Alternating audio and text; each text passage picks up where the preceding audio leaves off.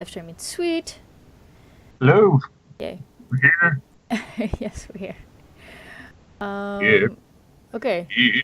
Live streaming. Sweet. Hello. These are growers. I do You'll this. find Oh, yeah. I'm gonna have to put my headset on. That's right.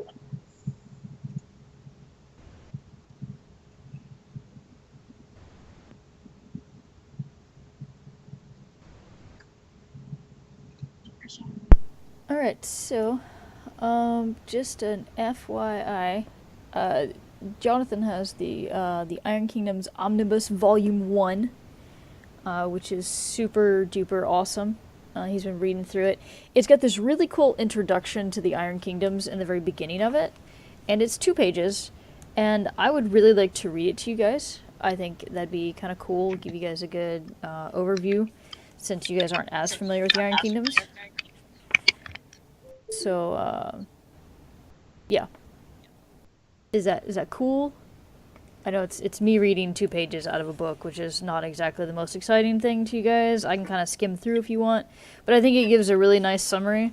It's a 2-page summary of like freaking 1,500 or so pages of lore. So, or fluff, as it is commonly known. I'm cool with that. Let's see here. Well, we're trying to get Q2 on the call. Yeah, no, I don't have to read it right now. I was just gonna, before we decide on which one to do, I want to do that, if possible. Just so, because this game is supposed to be kind of an introduction so you guys can see mechanically how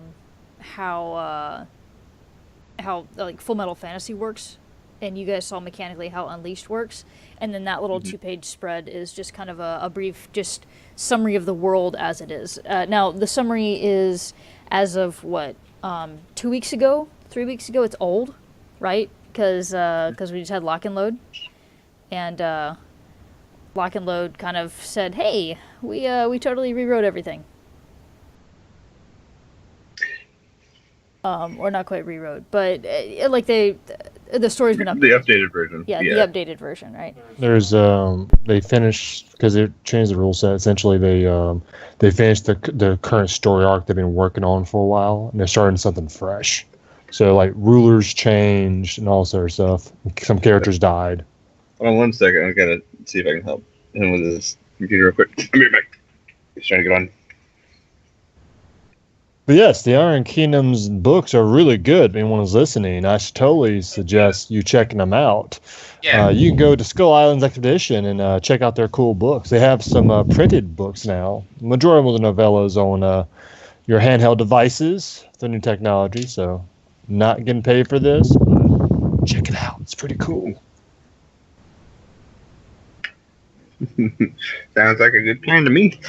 Yeah, I think Jonathan fell in love with Into the Storm, and so now he's like. Oh, it's so good. So anyone who likes like a Dirty Dozen like ragtag group of military outfit should definitely read Into the Storm. Like it's really good. That sounds like. Wow. It definitely looks really awesome.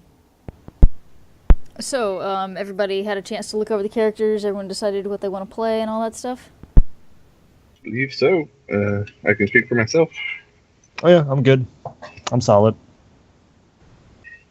Alright, and do we have everybody present and accounted for? Aye, I'm here too. And once Hey getting Robert. her food from the kitchen, and then she'll be ready. And yep, well, I already kind of saw what I was, and I couldn't help but just be a happy camper, you know? You do play them so well. Hey, this one's a full-blooded, not, well, they're all full-blooded, but this one's like a full Trollkin rather than the pygmy Trollkin that you were last time, so. I want you to tell Chief face to face he's not a full troll. I want to see how well that goes down. I'll probably get knuckled and cut in the knee. I mean, to be fair. Alright, let me pull up much. guard. I get to be Gardic Stormbrew. Yep. I wonder, does he actually have any Storm Brew on him? What does Storm Brew taste like, Gardic? You ever take a bite out of lightning? It's like drinking a Signar's, like, lance while drinking brew. It's quite nice. I'll pass. I think for humans that's just death. I think you're just worrying about in the long lay, lad. I mean, what if it grows a little hair or put a little muscle on you? That's your job. That's your job, buddy. I'm just I'm like in the back. I'm watching you back. See, that's what I'm doing. I'm making sure everything's fine back here. About 30 feet back. It's fine. I am here. Speaking of feet, actually, She has arrived. right. Speaking of feet, so last time we did inches. This time I've changed it to feet to make it feel a little more organic. It was a suggestion in one of the comments on the first video, and we're gonna see how it works. I said organic, but it feels more realistic rather than you guys like counting inches, because realistically, Golan did not move 2 inches. He moved like 12 feet, right? So. Oh, me. Sorry. Sorry. That makes sense. I'm for this change. All right, cool. So I guess we gotta hit the ground running, right? So are you everybody in? Yeah, just okay. Yeah, it looks like everybody's in here. Okay, so you guys see the main screen. Welcome to the Iron Kingdoms. So what I really like about this image is it gives you a nice view of like a typical city, right? That building is gigantic, even though we're thinking, oh, okay, this is kind of Victorian era style, right? Because there's definitely a kind of a steampunk vibe in a lot of the Iron Kingdom stuff. Not 100% steampunk. There's not like gears everywhere like in most steampunk stuff, but you still have that technology, industrial era with a little bit of magic and stuff. And if you look at the boats there, they don't look like they're fully wooden, right? There's like other reinforcements on them and things like that. And then you got weird people wandering around, and then giant robot with a hammer, because that's totally would have been found in Victorian London. Honestly, like, come on. Everybody had one of those, right? Anyway, so this is cool. It's definitely a very, very different picture from the Unleashed picture.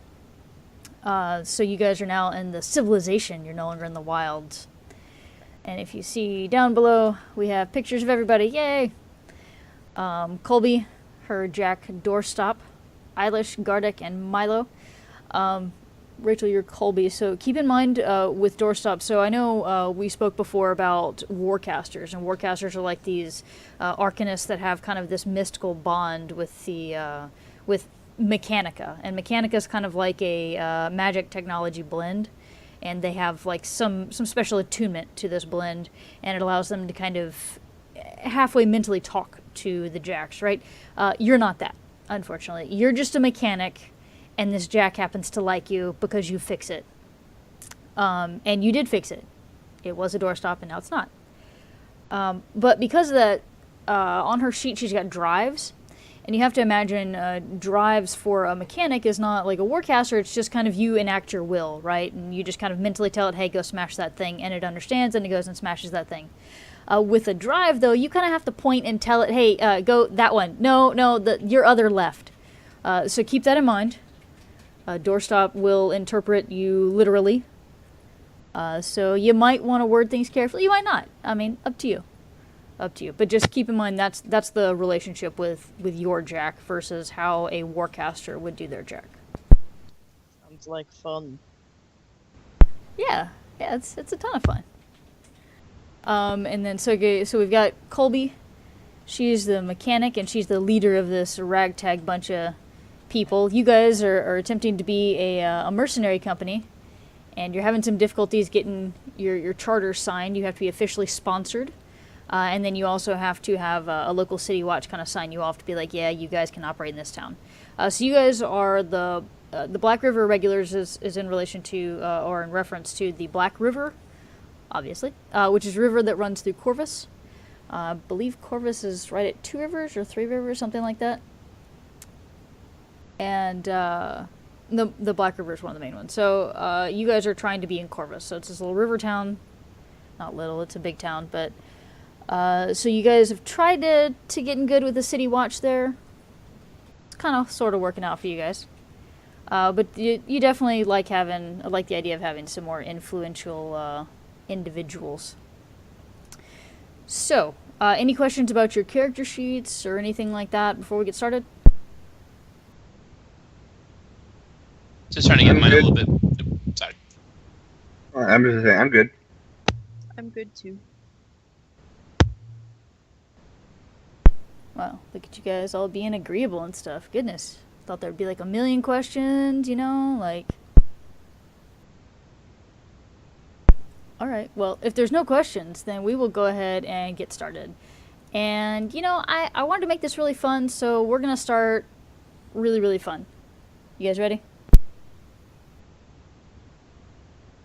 Surprises are scary, man. I hope I can. Oh yeah. Surprises are scary. Well, oh well. All right, and just make sure so everyone is clear who's playing what. Right. Maybe we should do that. Should because do that people first don't before whatever surprise you had planned. Okay, what was it called in our kingdoms? Game Master. Yes, I am the game Iron Master. I haven't earned that title. I did not participate. Kingdom Master? In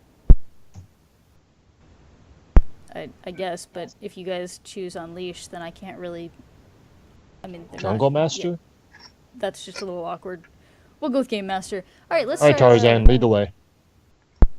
Tarzan, really? Okay, Colby, go ahead. Whoever's playing Colby, I guess. Introduce yourself. Tell us a little bit about Colby, and we'll go left to right there. Hello. I am playing Colby. Very exciting.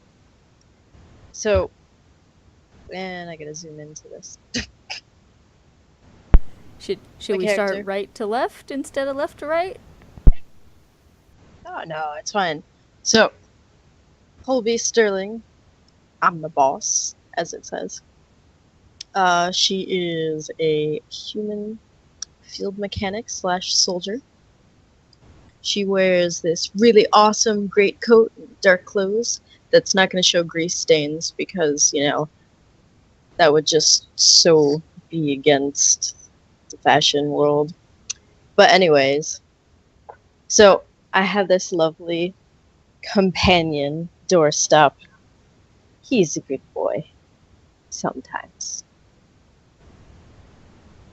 And that is me. All right.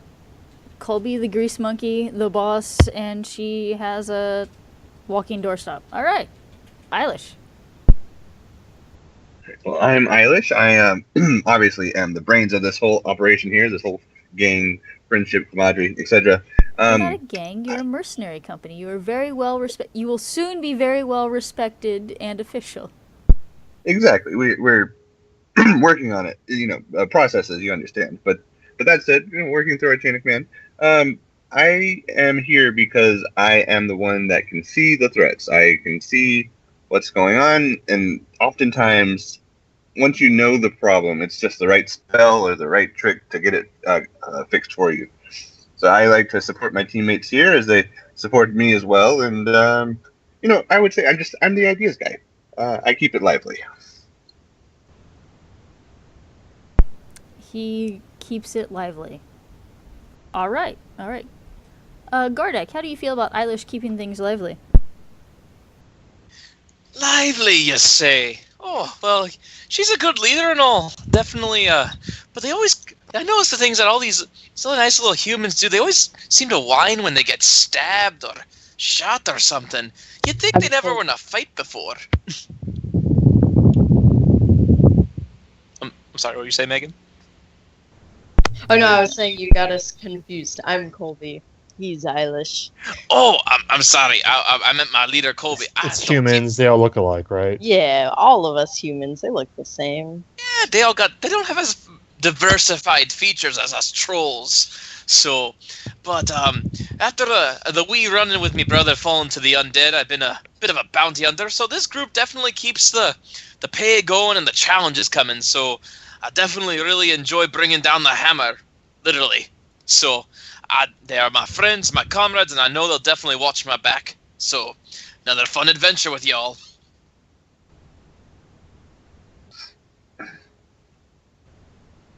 All right. So we got Milo over there at the end. What's going on? Milo is he's happy to be here. He's extremely excited. He's hoping to this all goes well. We become an official, organization, and then that gives him options, stock options maybe, or resources available for his future projects. In the meantime, though, he appreciates immensely that he has a very big trollkin, which he calls the muscle, to be between him and dangerous things. Same thing goes for the boss. A boss is a trusted doorstop, who's definitely has taken a punch in the head a couple times for protecting me. As for the other person, I mean, I think Elish is thanks. He's smarter than what he actually is. So I'm sure we might disagree sometimes, but eventually he'll come around and knowing I'm right. Also, I'm happy to be here, like I said, and I'm also hoping we don't run into any more authorities for no reason whatsoever. I don't have a trouble past at all. Well, it's a good thing you got that gas mask covering your face, right? Never takes it off. For no reason. Really like the smell of it, right? You get used to it after a while. Alright, so any more character descriptions? Any questions? Anything else? Oh yeah, also Milo is completely decked out in like this leather type armor with straps and knives and alchemists, bombs and gas masks and everything. Honestly, if you didn't know it, you couldn't tell he was human. Like he's completely covered. Do you have enough belts to be a Final Fantasy character? I have way more than that. Oh boy. I am a professional, boss. Lulu's cousin. Just don't fall down some stairs. He might explode. That only happened once, and it was only partial burns. All right, so getting started right in the thick of it. So the salty tang of sea foam fills your nostrils as the clang of metal on metal rings through the air. Gardeck shoves the pirate's cutlass away from doorstop, the weapon screeching against his shield. The laborjack's head tilts slightly in Gardeck's direction, and the glow in his eyes dims in a quick blink of thank you to the trollkin.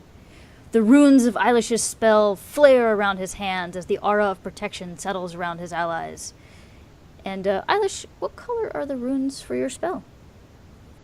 They're definitely a bright blue, as bright as my future is. Bright as your future. All right, sure, we'll go with that. And Colby barks out an order to doorstop, smoke rising from her spent gun, and Milo's dagger finds its mark in an approaching pirate's shoulder. So, you guys are here. You say pirate? Are we on a pirate ship? You guys are on a pirate ship, and you're in the middle of combat. So. I hate it when I wake up like that. Sounds good.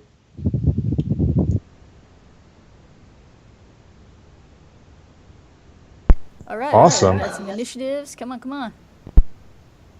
It's in the thick of it. We got some pirates that have been attacked. We got Gardeck using his shield guard to make sure doorstop doesn't get smooshed. He won't get smushed. He is super awesome, powerful, amazing. Because I helped.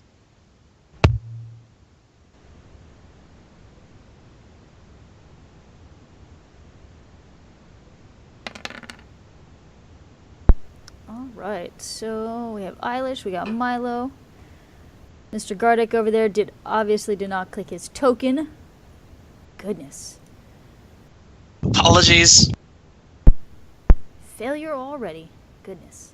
And neither did Miss Colby over there. It's okay though. Oh, I totally did. It just doesn't like me. Roll20 hates me. It's cool.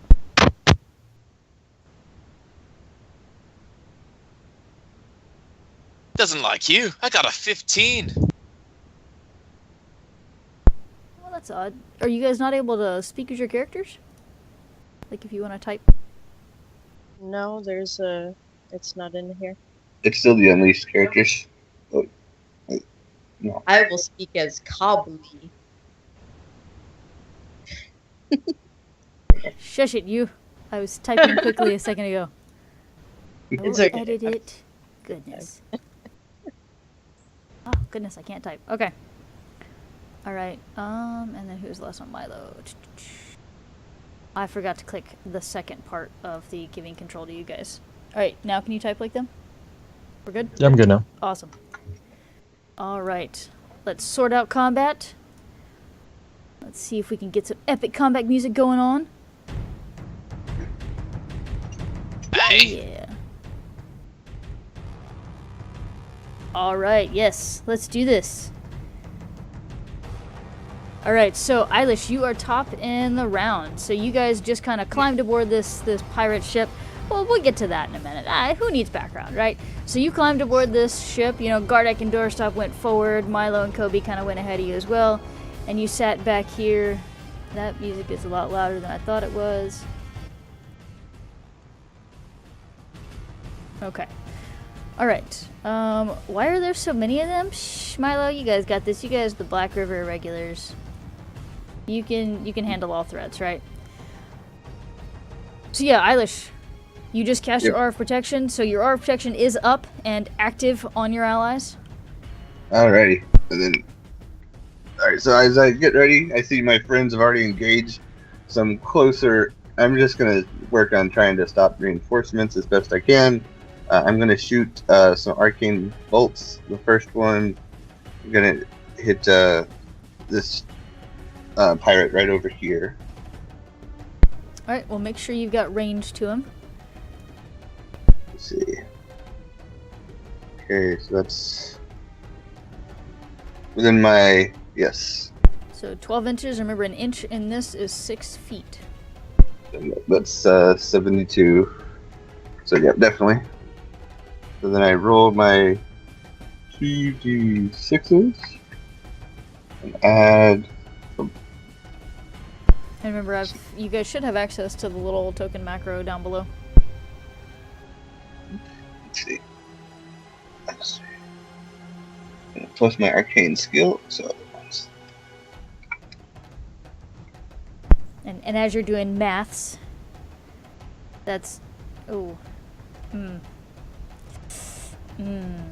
yeah, that, no, okay, so, unfortunately you didn't hit him. So what does it look like when you cast your arcane bolt? Well, I'm trying to weaving my hands together, and I shoot one arcane bolt that misses, and then I shoot a second one right afterwards. It's you see the runes of my language appear around my hands as a blue ball of energy is condensing in between them, and I shoot one out of my right hand, and it misses its mark, while my left hand comes around and throws another. Nice, all right. Yeah, so and that I'll, first one goes whizzing right by that pirate's shoulder, and he kind of snarls in your general direction. And I will boost my attack roll for the second one. So. Oh, and keep in mind, this right here is a little bit of a step up to an upper deck, so he does have a little bit of a height advantage on you. That will increase his defense a teensy bit, but you managed to hit him with that one. So the right one goes whizzing right over his shoulder, and the left one comes and smacks him right in the face. What you got for damage? Let's see. Number I have for my arcane bolts, power 11. Yeah, that token should allow you to do damage and attack all in one. The one that's token dash attack. It should be both together. Gotcha. I was using the old macros, I think. Gotcha. No, that's fine. That's right, because I did make new macros, and I forgot to tell you guys that. Yes, that's a new macro. Isn't it cool? Look at the new macro. Ooh. Alright. Still have long chat macros. Alright, now can you see his health bar? Yes. Okay, cool. Awesome. Yes. So you definitely smacked him right in the face with one and kind of hit him hard enough to knock that little dagger out of his mouth, and he's all grr and upset now about that, because how dare you take his favorite dagger out of his mouth with your stupid little spell, you flimsy little spellcaster, you. And then I have to make one roll here, not to be exhausted, because I'm at 5, and I have 4 arcane. So Yeah, so it'd be 2d6 plus 5, and you are over rolled higher 5 than is the 1. total, so you're good. Alright. Alright, so, Milo, you are up. What are you doing? You're a little closer to those pirates than you ordinarily would like to be, but, you know, it got you close enough for your dagger to hit somebody. Milo's not happy about this situation at all. I think Milo's gonna freak out, and he's just like, after he threw the dagger, he sees there's more coming, and he's gonna throw a bomb. Yeah. And I'm going to use an explosive grenade. Let's see here. Its range is 8 inches. All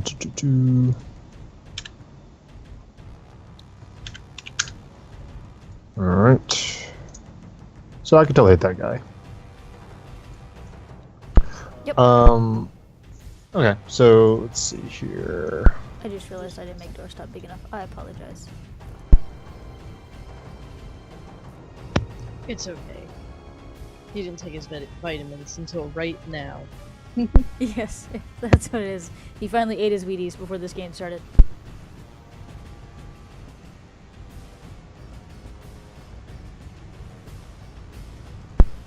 Alright, and Milo, what color is the vial for your explosive one? Because I'm assuming there's got to be some type of color coordination or something so that you don't like throw the, you know, kitten parade bomb instead of the explosive one, right? These are like a he moves his coat and he's got like all these vials in his bandolier. And he kind of goes through and finds the batch of purple glowing ones. Which are almost like they're a purple vial like in like a clear grenade. And he takes it, pulls the pin and chunks it, and he's really nervous, so he rolled a 12. That's cool. It's cool. You actually did hit the pirate. He doesn't have any type of defensive bonus or anything where he's located. He's the same one you hit the dagger with before, so do you aim for that same spot, or you kind of aiming somewhere else? Well, I think like he's pulling the dagger out, but the pirate's angry. He pulls the dagger out, and right then is when he sees the purple glowing bomb coming at him. Fair enough. All right. Well, go ahead and give me your damage. All right. Let's see here. Power 12. Let's see here.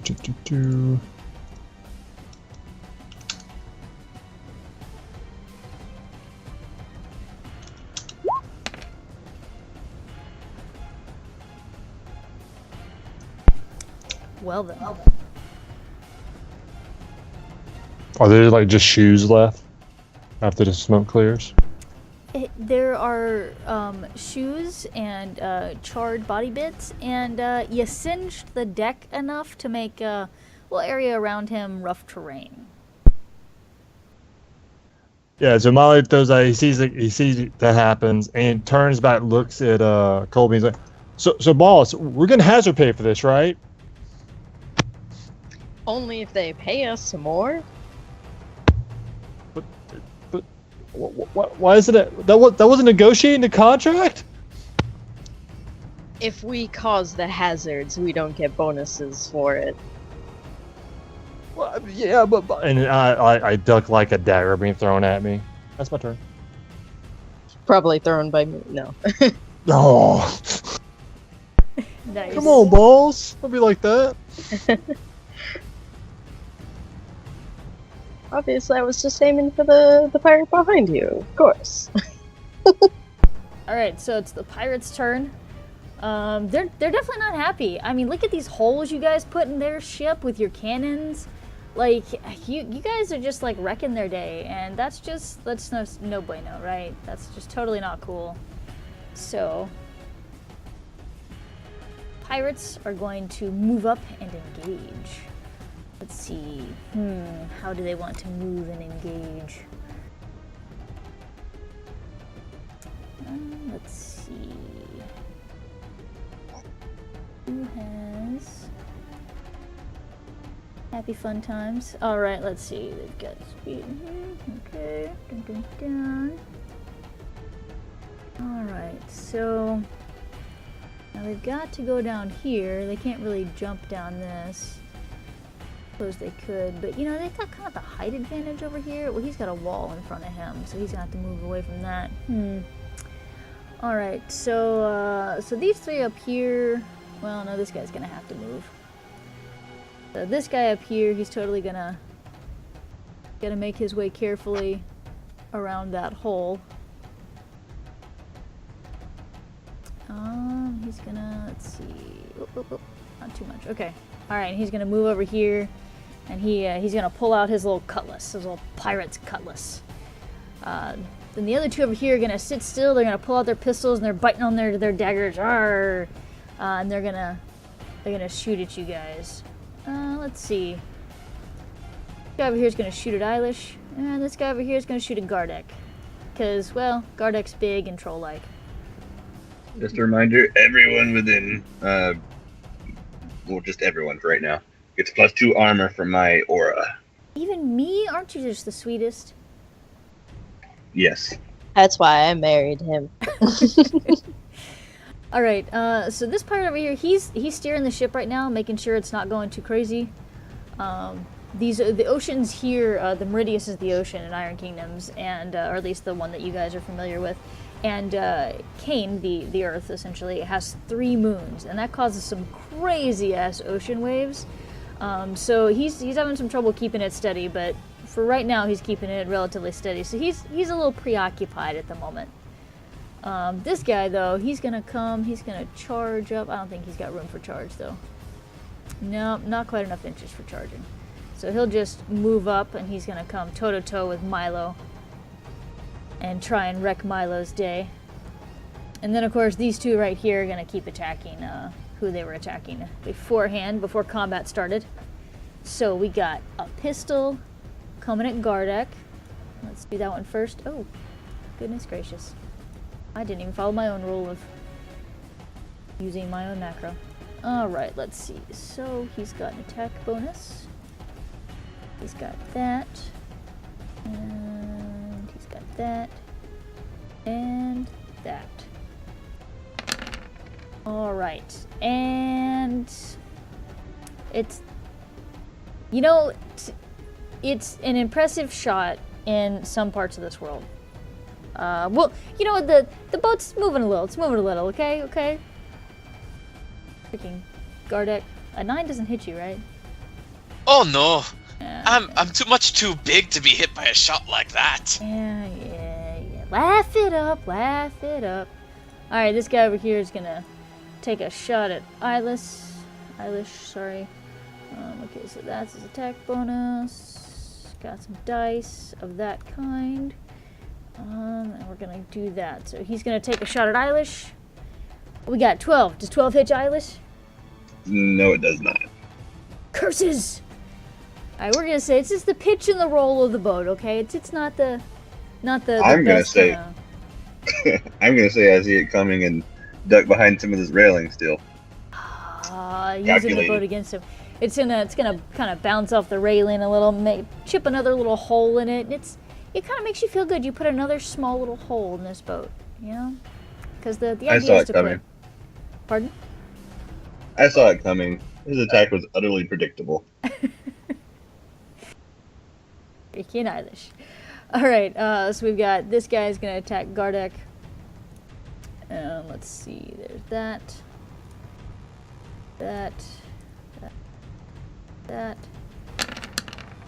What's he got? Oh, does 12 hit you? It does. I'm only at 11 defense. All right. So 14 against your armor.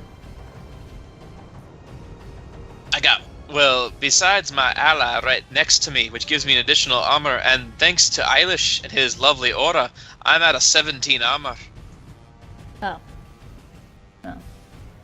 All right. So once again, his cutlass kind of comes down, and just like you hear the screech of metal, it's like right down your armor there. You know, you're gonna have to get that repaired later. It's not pretty. It's really not. This guy's so rude. Like cutting up your armor and stuff. You know how expensive it is to repair armor?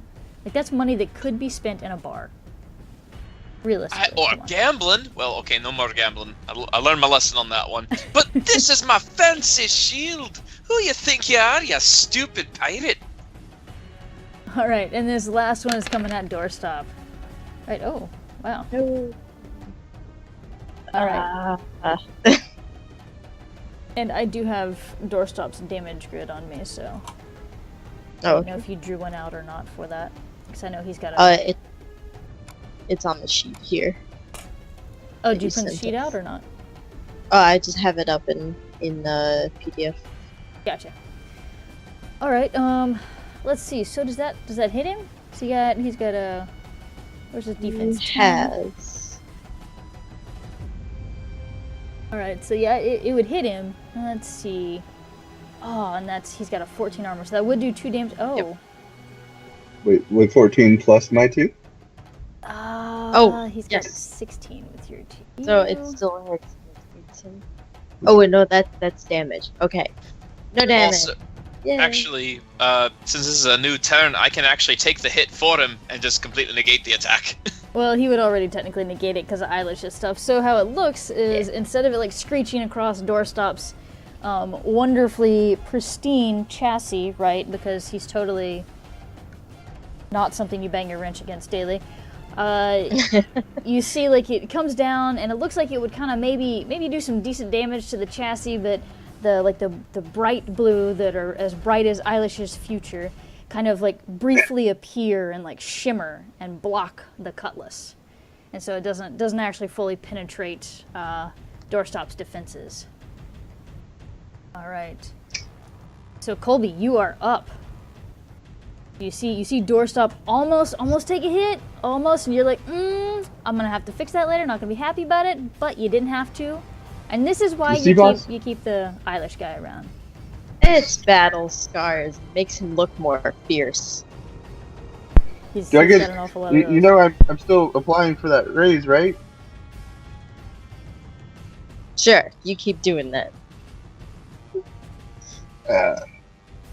So I'm going to move a little bit closer because yes, there we go. So I'm going to take my huge slug gun in both hands and shoot at this ungentlemanly person right there. Fair enough. All right, just make sure you're not within half an inch of him, which would be 3 feet. So you might need to scooch back a teensy bit, but otherwise you're good. Well, I have to be within 4 feet of You have to be within 4 inches, so it's going to be 24 feet. Oh, it's so we have to do the conversion. Yes. Oh, Yeah, so I changed everything to feet to make it feel more realistic. And then the 1 inch to 6 feet is the conversion. well, I'll move back because you- I can.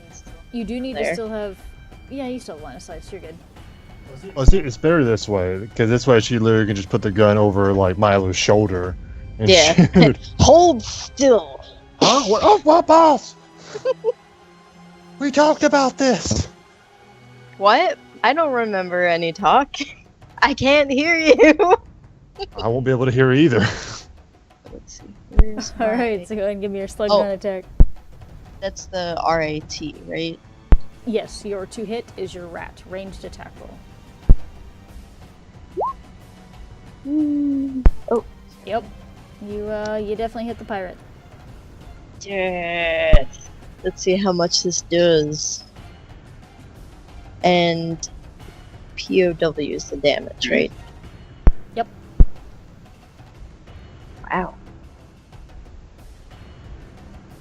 Oh, and it's a crit. Oh, well, crit would be on the attack roll, not on the damage roll. Oh, okay. But killing him, you would still get a feat point back, and you do successfully obliterate this individual. So you can go ahead and describe how you obliterate this individual after making your alchemist deaf. Well, I see this guy coming up to Milo, and it's like, well, gotta save my alchemist. So I'll use his shoulder as kind of like a bracing point since he's slightly in the way. So I'll aim the gun right on his shoulder. I won't say anything. I'll just be like, I got this, and then shoot. And I'm guessing, what exactly is a slug gun? Imagine a sawed-off shotgun, except it's Oh no! like it's the 'cause bullet's got the, huge. yeah, it's got a single huge bullet, but like it's really short. So imagine how like short and blunted a shotgun looks, like a sawed-off shotgun, with a single big bullet. Oh, gotcha. Like something Well, if straight out of that's- like Mario, those bullets in Mario. That's what you shoot. If that's the case, I'd say I shoot, and I aimed a little bit too high, and I actually hit him in the neck to the point where it's like this thing is so huge that it just snaps his head off. That's one for me. Well, Milo, you haven't had your shower yet today, so that's good, right? Oh well, I totally pictured like after that happens, like 'cause, I mean, it's like in like you see a movie, see a cannonball take a guy's head off. I mean, that's pretty much what that is. And then like Milo gets covered in blood, and then it's like war movie ringing in his ears. Like if the boss is saying anything, he doesn't hear any of it. He's fine. Awesome. All right, Colby. Well, if that's everything for you, Gardek, it is now your turn. Does Yes. Oh, actually, yeah, doorstop. goes on your doorstop go on turn. my turn? Yeah, go ahead. Okay. So, doorstop. Would he attack on his own, or I have to give him directions every single time? You have to tell him what to do. Every single time? Yeah, so if you want to equate it to anything, imagine like an animal companion in Pathfinder where you have to make that handle animal roll every check or every turn. This is less of a roll that you have to make and more of you just got to give him directions. Oh, okay. Hey, doorstop. There's this pirate right in front of you. He's staring at you menacingly. Kill him, please, with your awesome halberd of justice. And I will make sure he knows that it's this guy right there. Okay. Now, do keep in mind, if you look at your character sheet, you have something called a drive. So essentially, you say just a quick command to him, which your command was kill that guy, because that guy is bad. Yep. Yes. So you spend a quick action to do it, and your drive, if you do drive, you can, because your normal things you can just say attack that guy. But when you drive, you can do something like boost their attack roll, boost their damage roll. You can tell them to charge or run. They only get one of those. But so if you want him to have a better chance of hitting, or if you want him to do more damage, that's what you can use those drives for. And since you didn't use a quick action this turn, you can go ahead and drive and measure quick action. Okay. I'll boost his attack roll then. Alright, cool. So that just gives that extra d6, right? Yes. Okay, so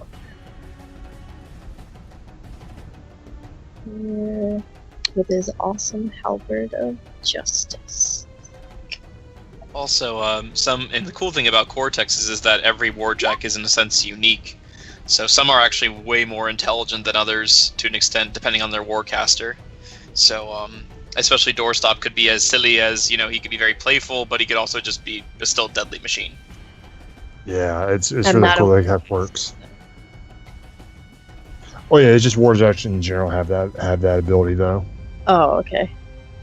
I would just assume that his communication is in beeps, friendly and friendly beeps when friendliness calls for it. Hey, we have an R2D2. Oh, we've got a bastion. That works too. So keep in mind, the 11 would not ordinarily hit. However, as long as he is within your command range, in fact, anybody that's within your command range gets a +1 on attack and damage rolls while they're in combat with you. Okay. So he actually got a 12 to hit in 7-11, and a 12 does actually hit the pirate.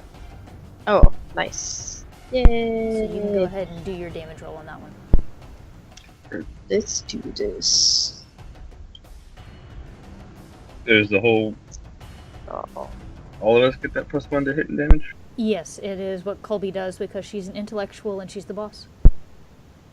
I'm the boss. Wait, where does it say that? It's an ability called intellectual. So on your sheet, part 2, archetype intellectual. Oh, okay. Well, I thought, Oh, gotcha. I read something else. Never mind. Yeah, so everyone's archetype. Archetypes are going to be kind of your general archetype in the actual like real word definition of the word, right? You know, like an archetype in lore or in the stories and stuff would be like the witch, the mother, the father. Those are archetypes. So the intellectual is what you are. The gifted would be what Eilish is because he can cast spells. So that would be his passive bonus that he gets from his archetype. Your passive bonus is the ability to, you know, give +1 attack and damage to everybody. Whereas Gardex Mighty, he gets to roll an extra die on damage, and Skilled, they get Virtuoso or whatever, they get to roll an extra die on attack. So that's the overarching like archetype. So are you a fighter type or are you a caster type kind of thing? That's what I mean by the word archetype. So it's just something general. It has nothing to do with the careers that you picked or that she picked. So, awesome. You hit him. Let's see. What's his arm? Okie dokies. So, let's see. And that was this one right here. Yes. Looks like that was actually just enough to kill him. Yeah. Do you want to go ahead and describe how Doorstop smashes this guy? I'd say just like so with his halberd, he'd probably just a straight mechanical slash down, not really too much artisticness in his swing.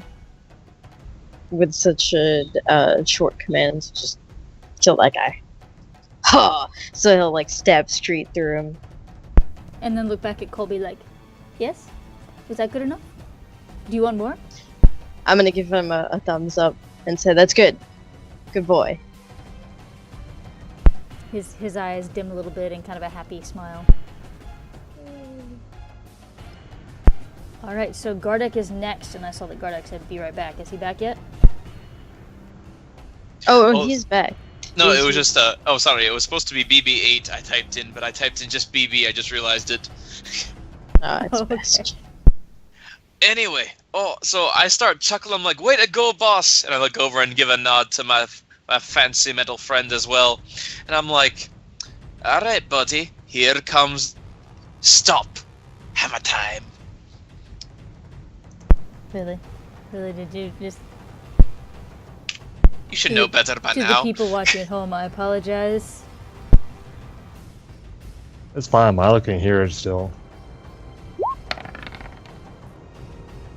Oh, Well, even with Colby's +1, it's still not quite...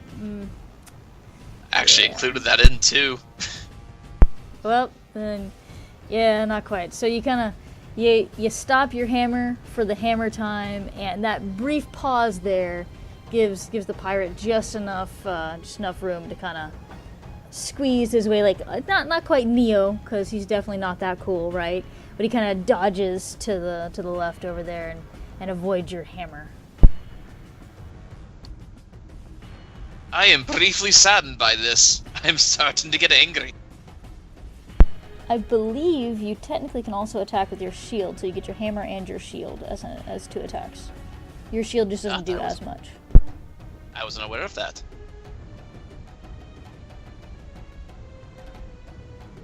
Alright, I shall shield slam him then.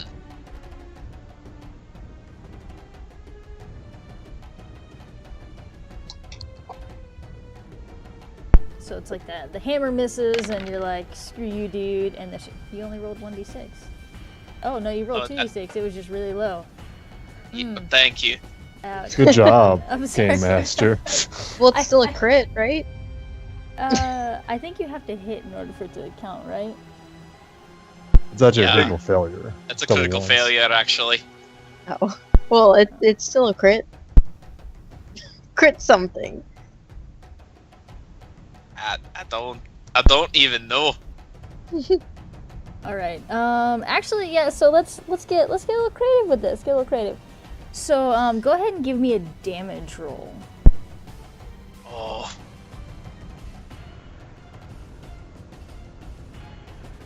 Does Mighty come into play on this? Well, it's a melee attack, isn't it? You are correct.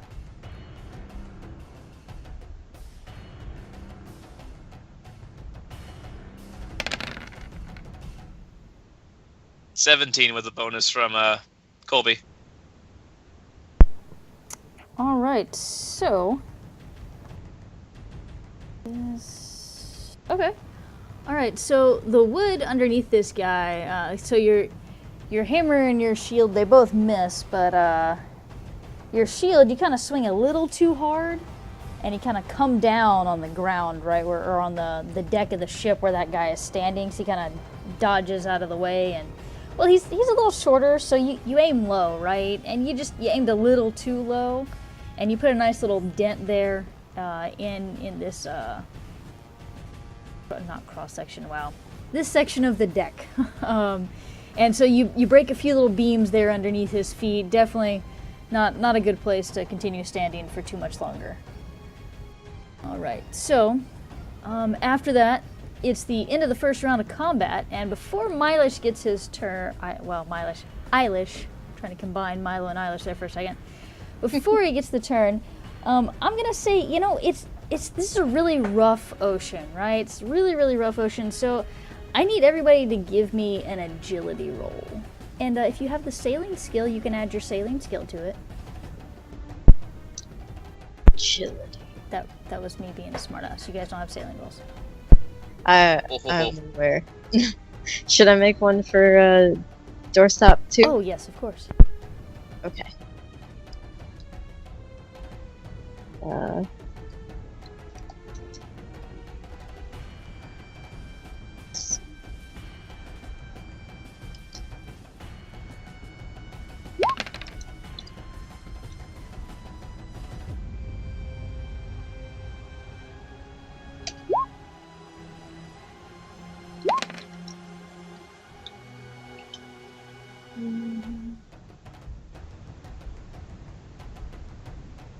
Alright, we got Gardak, Eilish, Colby, Milo. Okay, where's doorstop's roll?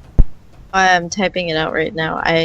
My wrists have been hurting, so I'm gonna be a little slow if I have to type stuff. Okay, yeah, no problem. That's fine. There we go. Man, doorstop rolling kind of high there. Okay, so Colby, you're the only one that fails. So what happens is that you guys you're not pirates, right? You're not used to being out on the boats. Like, the boats you guys are used to are river boats, right? Around Corvus, going up the river. It's not the open ocean. The open ocean's kind of crazy. This ship is rocking back and forth. It's got holes in it, so that makes it even less stable. So we are going to say the different directions here. We'll do 1d6 for the direction. Hang on, I need to actually type correctly.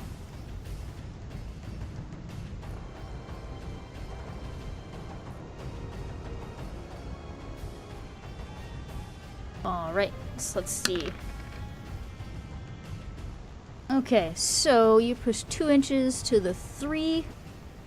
Oh goodness, I had that chart there for a second. Okay, so I think it's 1, 2, 3. So I think the 3 is right in Eilish's direction. So you kind of bump into him.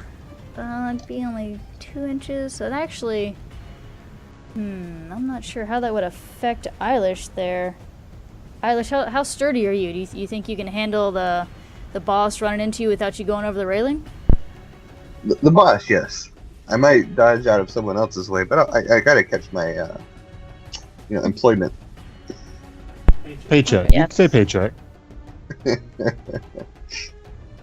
All All right. Employment. Well, I will say, what you can do is you can catch her, but if you do that, you're both gonna be knocked down.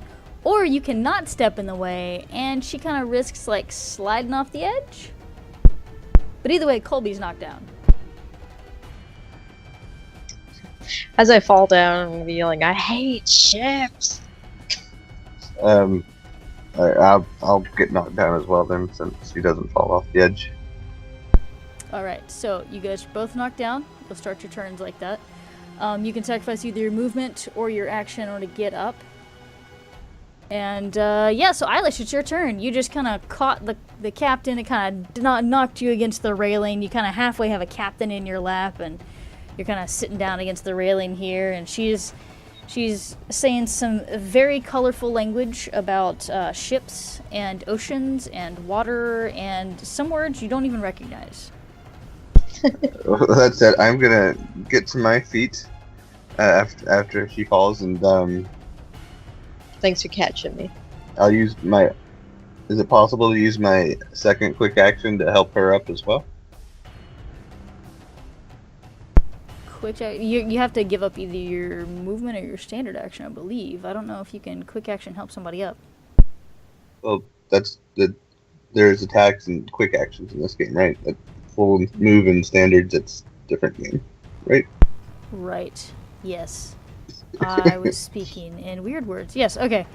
Where's the status thingy? I have a status one here somewhere. One moment. Sure thing.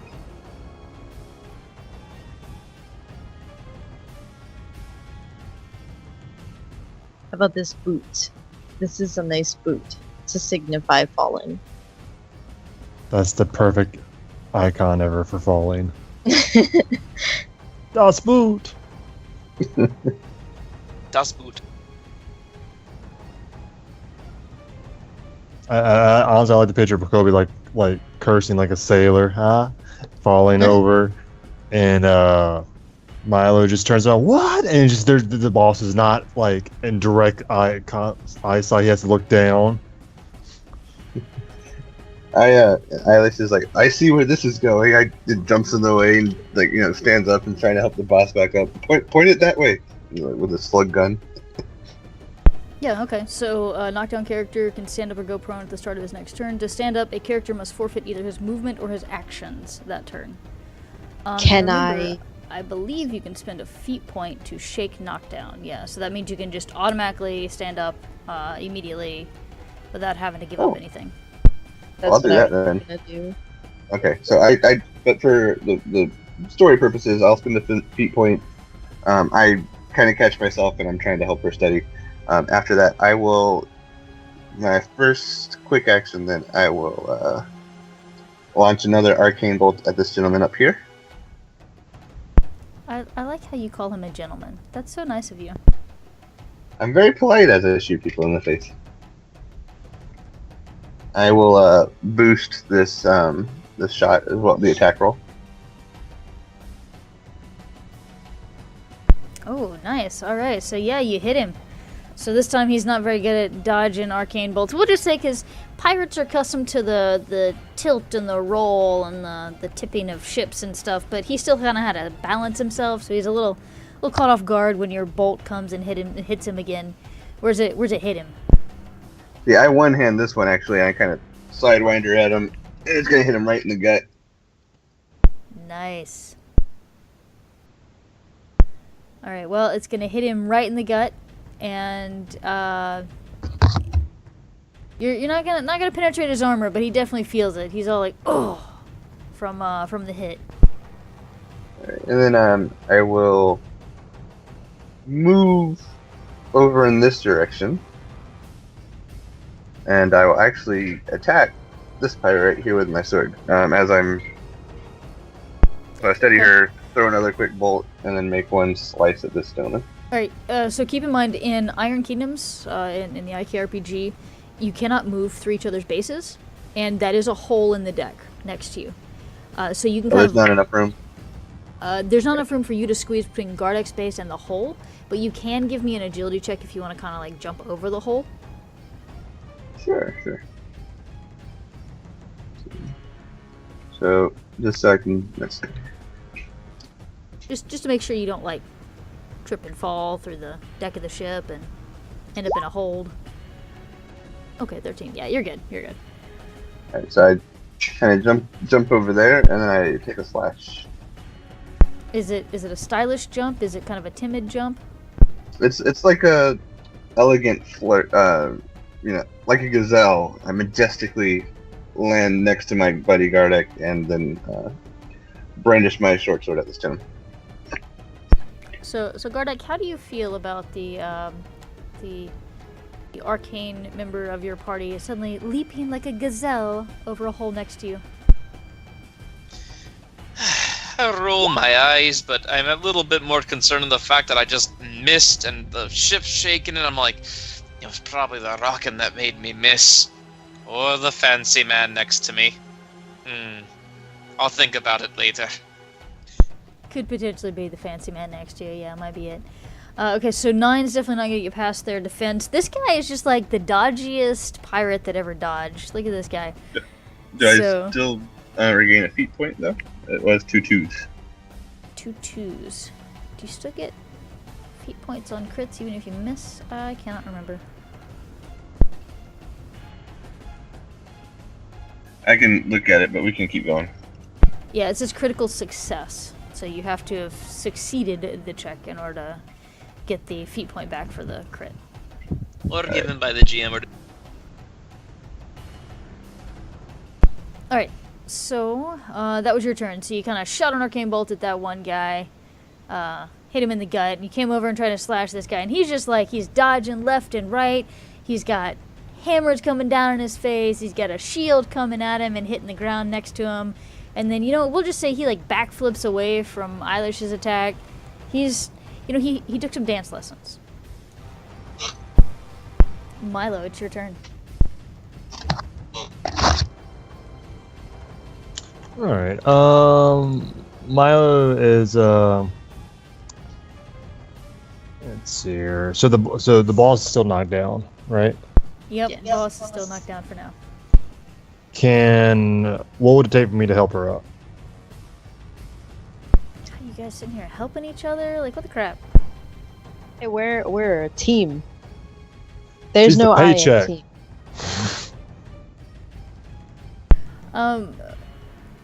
Well, if you'd like, you could...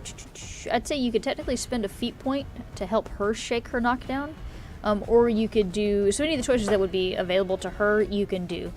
So you could give up your movement or your actions. You could use a feat point to help her up. Which one of those sounds appealing? Yeah, I'll use a feat point. So I use one of my feat points, and what I'm gonna do is like just lightning fast. I just reach my hand out to the boss and try to grab her. You grab my hand, boss? Yep. As soon as I see it. Yeah, and I just Grab- hoist you up, and I only. There's not even like a second delay. And I'm always like, whoosh. I'm like running away. I'll probably kind of like knock you a bit off balance. Yeah, like I'm wobbling. Let's see. One second.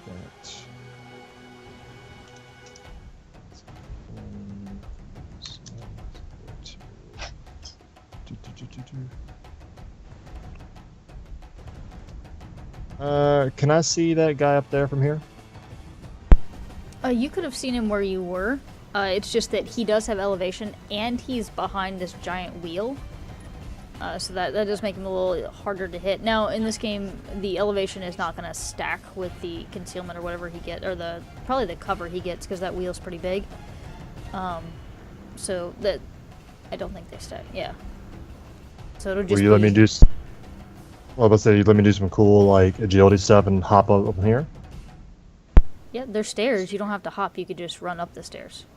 But do I look really cool when I do it? If you want to make a look really cool check, you can make one of those.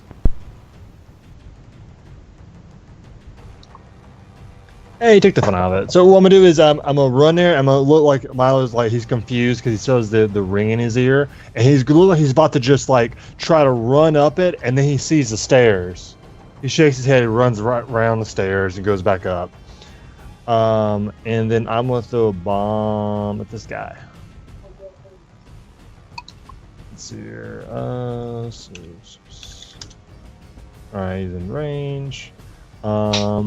And I'm going to make this super awkward.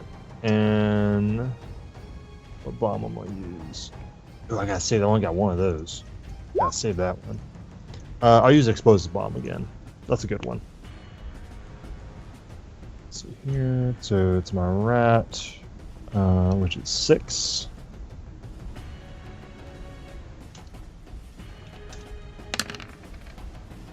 So 10. That will definitely be a miss. Ooh, goodness, that's an AoE, didn't it? Well, actually, wait. What's the range on the boss? Was it the bosses?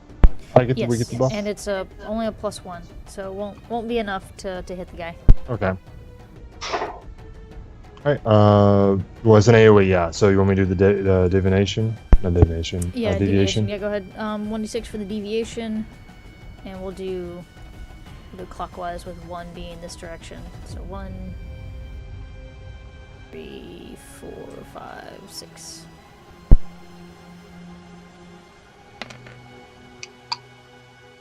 Deviates to 4, so in this direction, and then it's half your inches that you threw. Goodness. Well, it'd been 3. So 21.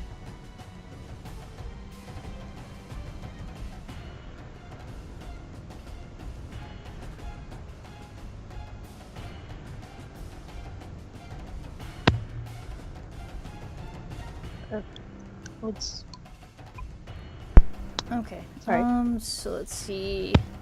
Goodness, this convert between inches and feet's killing me. All right. So we'll say it ends up right about there-ish. Sure. And these are like little railing wall things around the mast. So we'll say it kind of splatters against this railing here. So if you want to give me a damage roll, you can see if you wreck the railing.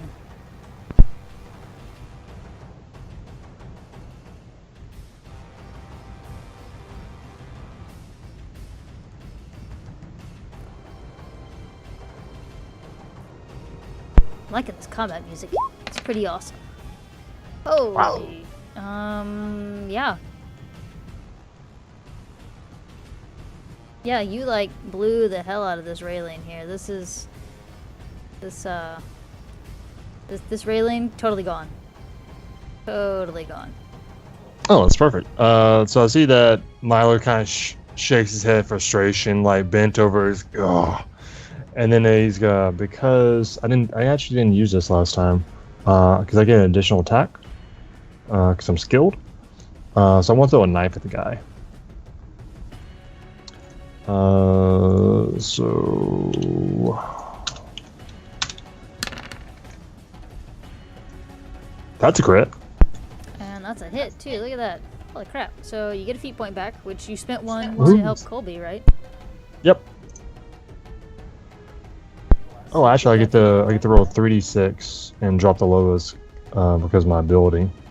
That's cool. Right. You still hit him. Goodness. Let me add even more dice. You hit him, for crying out loud. Okay. All right. So yeah, go ahead and give me your knife damage. This guy, he's just trying to drive the boat, guys. You're sitting here picking on him.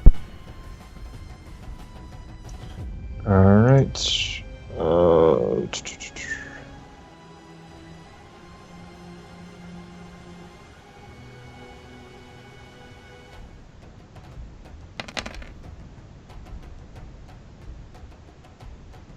Alright, 16 points of damage. Damn, nice. All right. So you took a nice little chunk out of this here pirate. Of course, I'm hitting the wrong buttons. Yes. And so yeah, the knife sticking out of him, Milo just cheers, like think Tuscan Raider style with the gas mask. And that's me. All right, good job. Yeah. Okay, so Milo blew up some railing and like just about knifed a guy in the heart. So the explosion was for effect, guys, because you need special effects when you're fighting a battle at sea. So that's totally what that was. Let's see. All right, so piratey time. Let's. This is a metal campaign after all. Yes, exactly. It's got to be totally metal. There's lightning in the background randomly because lightning, right? It's totally canon now. There's lightning in the background. And Nice. fire. Well, Milo added the fire. Yeah, added to the theme. Can we have like power metal music playing? I don't have power metal music sitting here. I didn't look up power metal music ahead of time thinking, oh, my players might want power metal music. But next time, I suppose I will see if Roll20 has some power metal. We're playing a Full Metal Fantasy. How could you not think that your I players know. were good? I'm kid. Excuse me. All right. Twitch so- audience, vote on your metal bands, and we will choose them next time. But I don't have the ability to like randomly assign. I guess I can try and find some metal. I don't know. All right, so Sea Dogs are up. Let's get these pirates going. Okay, so this one pirate, Eilish, he's still got a vendetta against you. He's not happy. You keep throwing arcane bolts at him. He's got a crush on you. This pirate's gonna still try and hit Gardek like he was hitting this guy. It's also gonna hit Gardek, and this other guy, he's gonna move a little closer, since he's gonna join the fray, guys. Join the fray. Yep, and he has enough movement to get over there.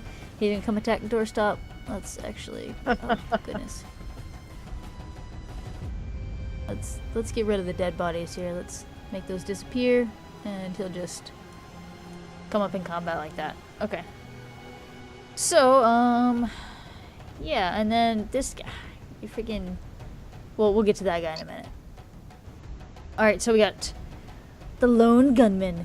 Well, there's two gunmen, actually. So he's not so lone after all. Alright, so he's going to take a shot. The brother's gun. Yes. the brothers. Yes.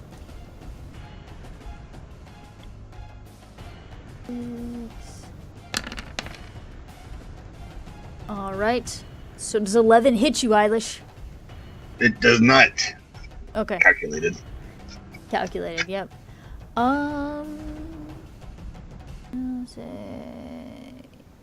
Yeah, okay. Alright, that's good. And then we'll have this other guy. He's gonna also take a shot at Gardek. He's got that. He's got D6 dice. Coming after Gardek. Yeah. Yeah, how's that feel, Gardek? Yeah. Aye, hits, and actually he breaks through my 17 armor. Yep, and that's with your base to base and with Eilish's aura of protection. I'm assuming Eilish is upkeeping that for free every turn? Yes, my aura is still out and about. Okay. So that Aye, that is should be- correct. It's only 17 with all of that? Shouldn't you be 19? Defensive line. Oh, defensive line's +1. Oh, okay. I thought they were both +2s. I'm sitting here thinking. Yep.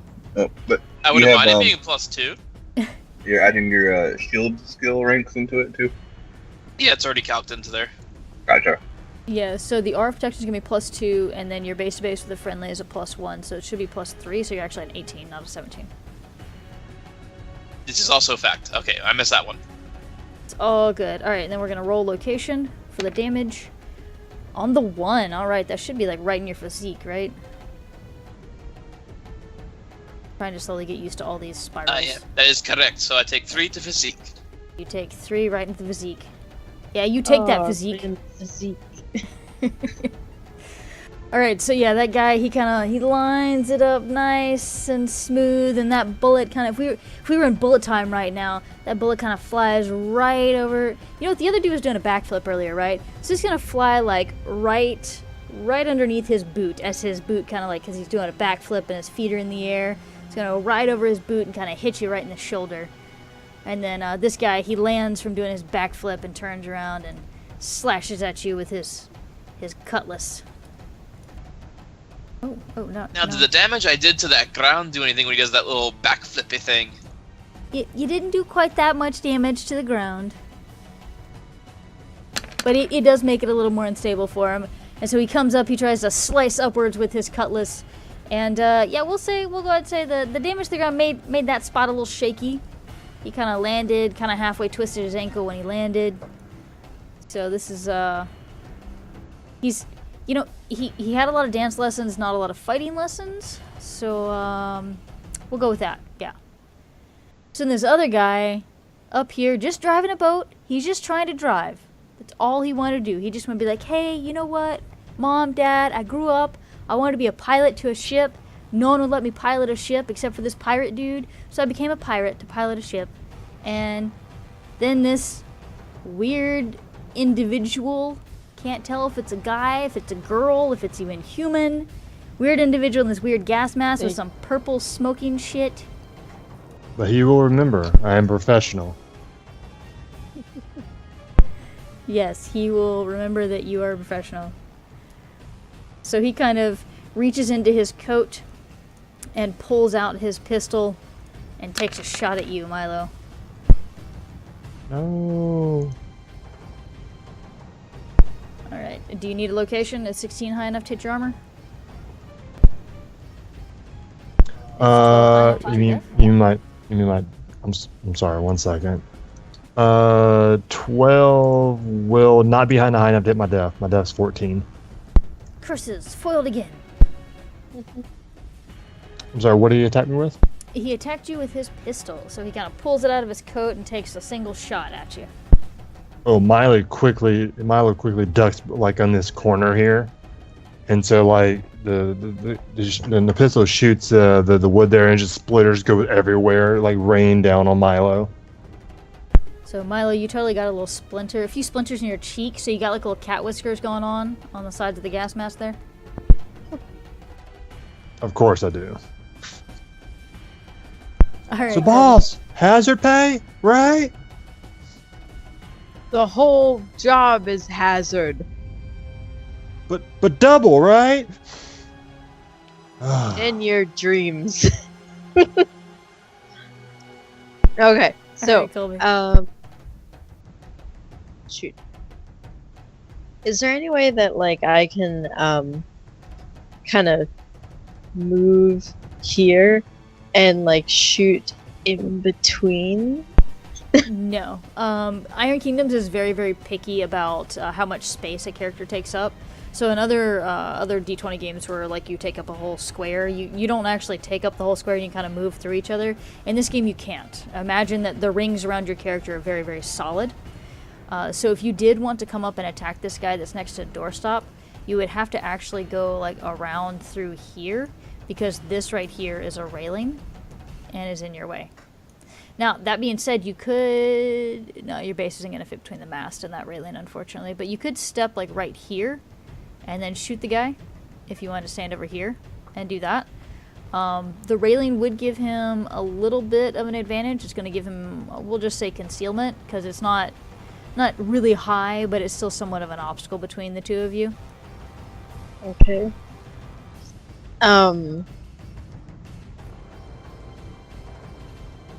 I guess I will do so. Or you also have the option, you can come all the way around to the other side over here and, shoot him from the back. Now, you do actually, in this game, which way you're facing makes a difference. So you actually, with backstrike, I believe it's a +2 to hit.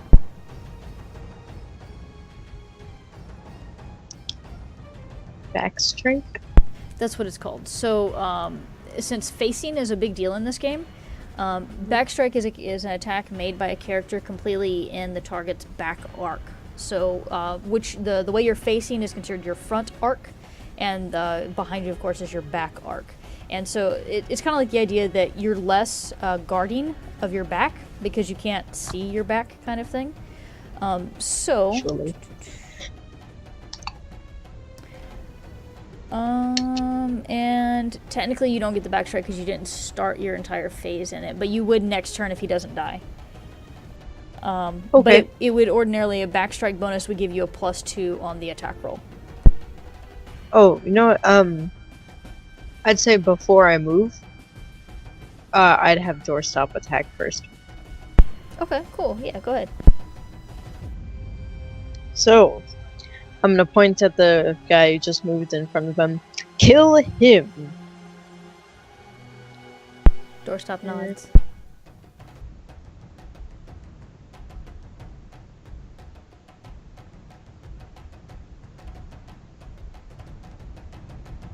Attack. Ooh, nice. All right. So yeah, he Oh, hits. see, it's 15 because of my bonus. Gotcha. All right, yeah, then he definitely hits. Then he's attacking with Okay. his halberd again. And I'm gonna command him to boost his attack. I mean, damage. Sorry. Okay. In the future, you have to do that before you roll, but you can go ahead and do it Oh. now.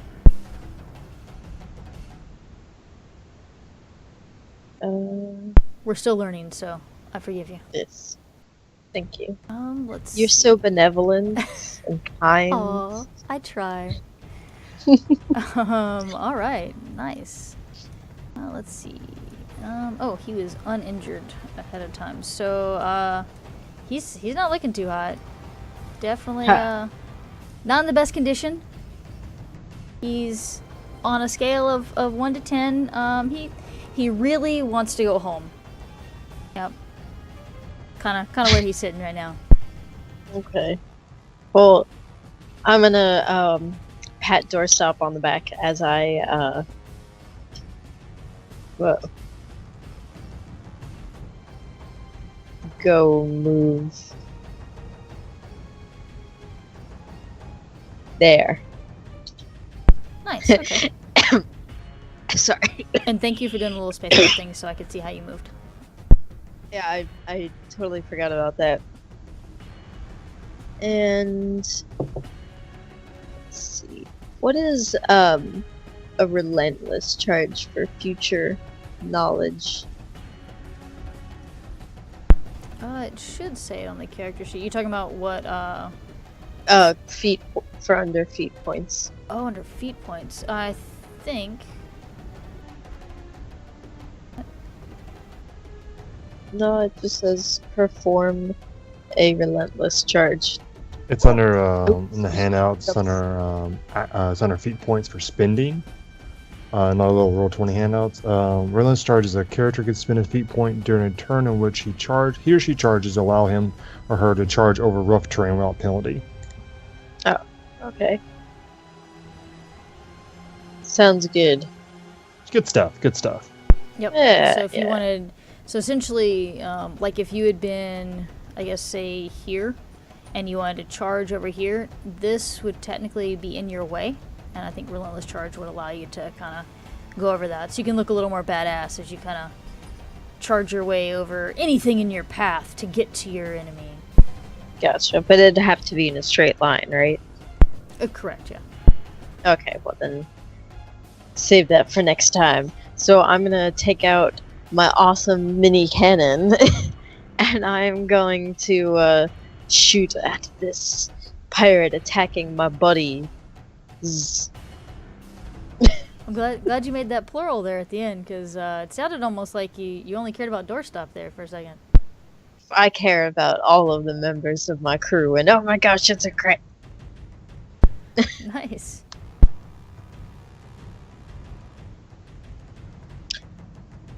But I didn't spend a feat point, so it's just a normal thing. And I am going to damage him greatly for attacking my friends. How dare he? Okay. And just a quick little reminder too, so about the actions. Your drive takes a quick action, and then reloading your gun is also a quick action, and you get 2 quick actions a turn.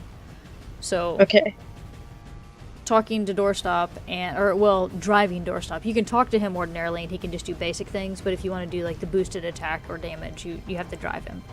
So it just means Okay. that you can't also cast a spell or something like that. Like there's a handful of other quick actions that you just wouldn't have access to if you want to continue reloading your gun and ordering doorstop around. So Gotcha. you're completely legal. You're legit right now. Just keep that in mind in the future when you're kind of planning out what you want to do next. Okay. And my damage is... Oh boy. Yeah. Well, he did not have much fight left in him. So if you want to describe how you finish him off, you want to tell doorstop to catch? Catch the bullet? No, catch the pirate that's flying because of the bullet that just hit him. Oh no. Fish food. So my whole thing, doorstop does his punchy thing. I pat him on the back saying, "Great job." I do my cool movements, aim at this guy who's being a jerk, and then when I shoot him, it'll actually go straight through his abdomen. And I'd say for a second he'd like stand there and then fall face down. And I don't know if can this lattice or whatever it is hold them if something like huge smashes into it, Yeah, or is well, he actually going flying? Yeah, I mean it's already holding his body weight because he was standing on it. So and that's the thing. It's the top of a deck, so it's meant to have people walk across it. Now, if doorstop were to try and walk across it, you'd have to make some checks so doorstop doesn't fall through or something like that. But yeah, for now, it's just the guy's kind of slumping down. It's not like he's hitting it with some major force or anything like that. Okay. So he No. slumps down. He's got this gigantic cannon-sized bullet sticking out of his back. Yep. All right, so Gardek, it is your turn again. Oh, but before that, I'll call out, "That's two." Alright, my captain keeps saying it, so I got to do it right this time. Same guy, same hammer. No hammer time this time, just hammer. Fair enough. All right. Come on, Gardek, you can do it.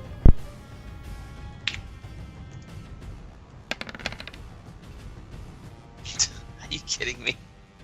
Well, also. You spend a feat point to reroll. Or Yeah, I'm about to something, say, I read that. You can just spend a feat point to reroll the attack. I'll spend a feat point to do that.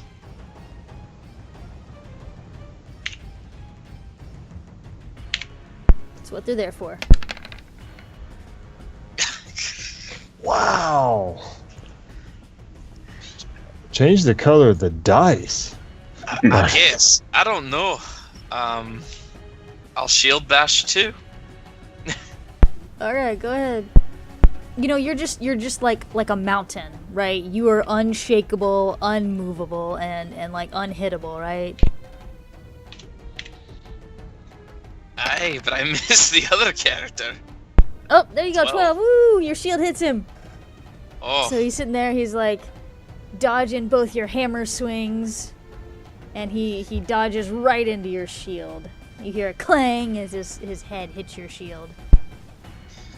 oh, okay. I like hearing that at least. Alright, damage time.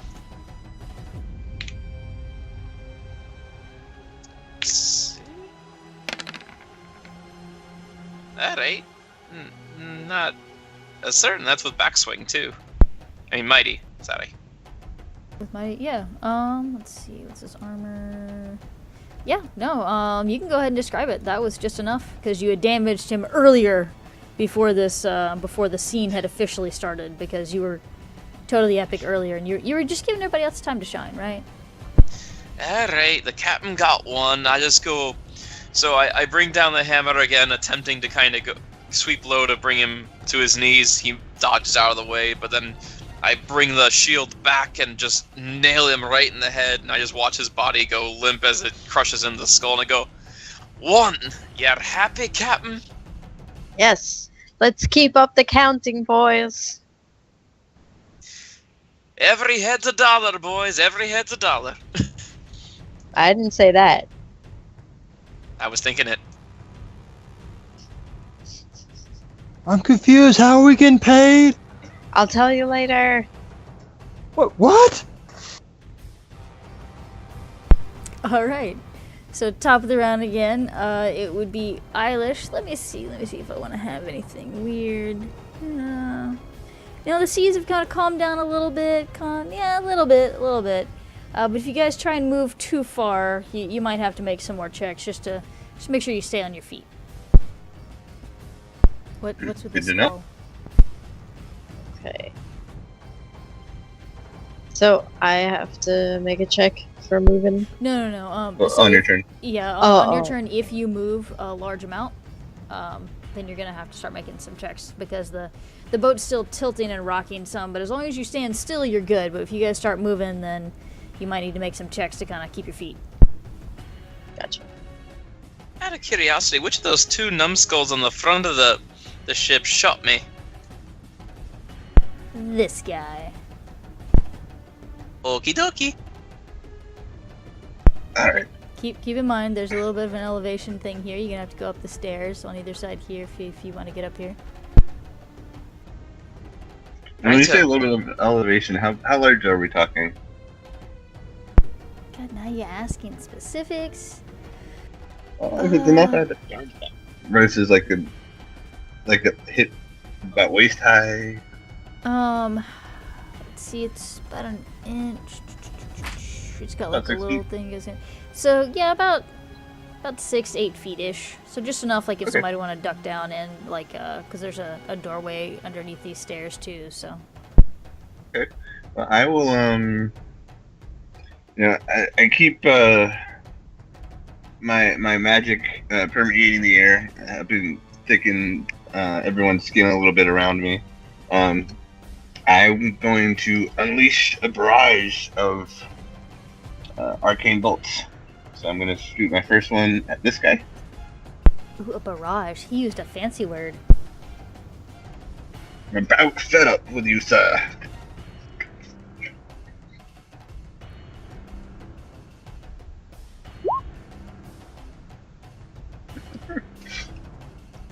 Hashtag And fancy. Yep, that's Eilish.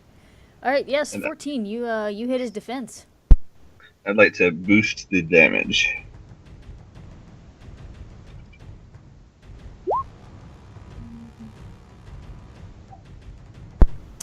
All right.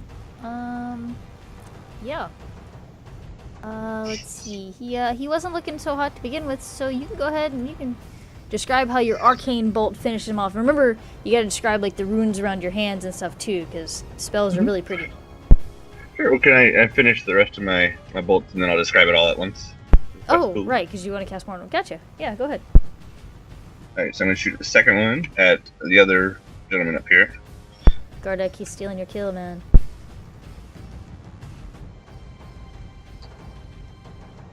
This is Gardic Freeaging Growl.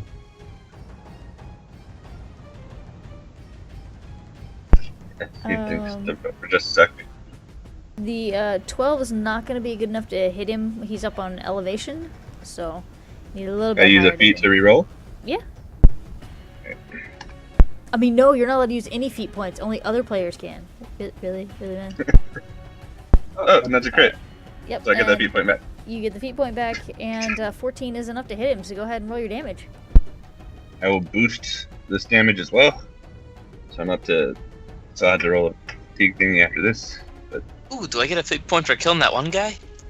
You do. Alright. Well, yeah, you can go ahead. Describe them both. Why not? Go Alright, ahead, Eilish. wait, hold on. Alright.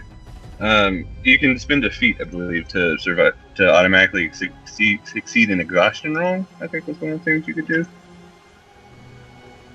Double check. Feats. I don't have a. There it is.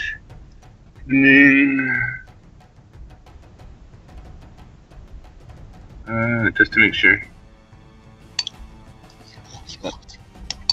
Shake, continuous run, relentless spray, make quick action, hero. Okay, well, either way, okay. So I should roll that 2d6 real quick, right? How that works for my exhaustion. Yes, go ahead.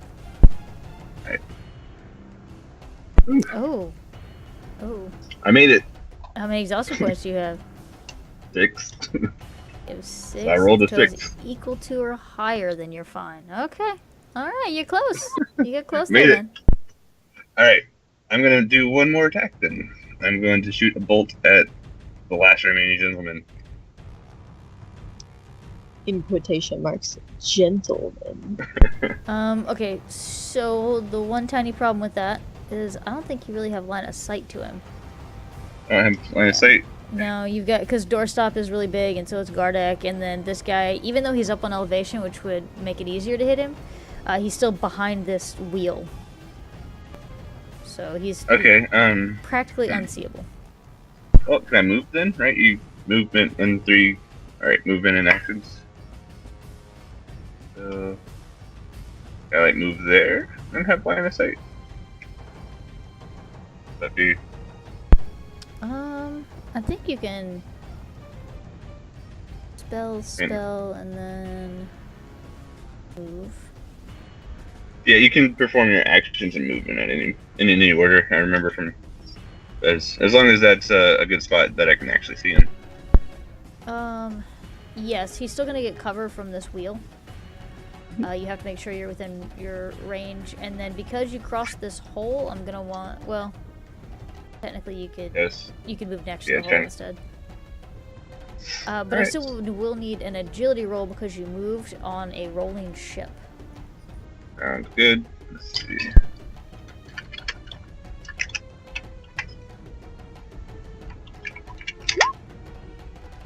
Oh, nope. Really? So you are knocked down. I'll spend a feat to roll that one. If that's possible. Reroll. Oh, okay, yeah, technically it's a skill check. So go ahead.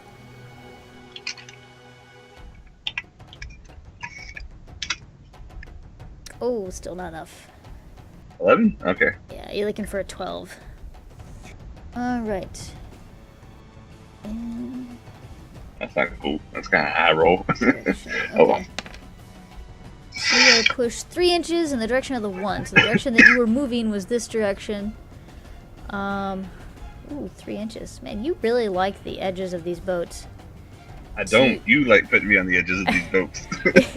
Yeah, you just I'm trying to leave them. You're walking a little too fast, and you just kind of like slide because you got to realize the deck of the ship is also a little wet from the sea spray and all of that, and it's rolling. So you kind of slide and skid your way and hit this railing, and you are knocked down on that one. All right. Can you still cast a spell while knocked down? Is the real question. Oh, let me check. Let me read knockdown real quick. While knocked down, a character cannot move, perform actions, make attacks, or cast spells, and does not have a melee range. You're killing me. Alright. Okay, so here's what happens. My character looks like he's trying to be really awesome. He gets this like a few arcane bolts forming over his hands. He shoots one and finishes the guy that's been shooting at him. He looks at the other guy as he's starting to dart around and throws that one and catches that guy on the move, and that guy continues sliding as the bolt pierces him as well. He sees the last guy up at the top deck and tries to finish it all, but is not quite used to the movement of the sea and trying to keep his footing over the grating here. Kind of just loses his footing and slides into the rail, as you said, and falls over. That'll be my turn. All right, so let's scooch him up against this railing. You slide too much further, and you're gonna be swimming with the fishes. All right, so I spent 2 feet points. I got 2 feet point back, and I'm at fatigue of 6. That turn.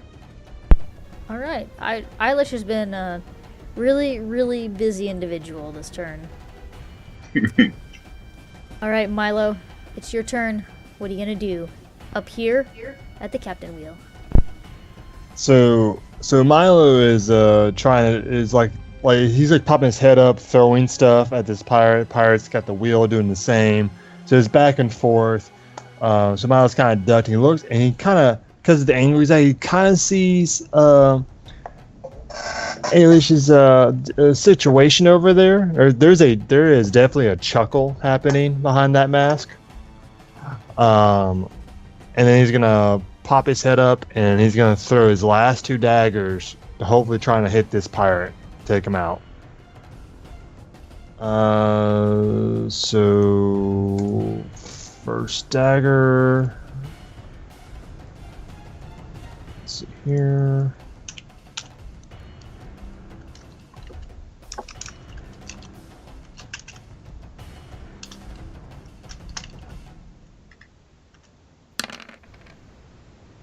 So 14? Yeah. 14 hits him. I mean, you don't really have too much between you and him. So he's not getting any extra bonuses from hiding behind the wheel or anything like that. So yeah, go ahead and give me your damage. 10. Yeah, so kind of your knife goes and kind of sticks in his little leather armor there. And he gives you this, what the hell, dude? Look.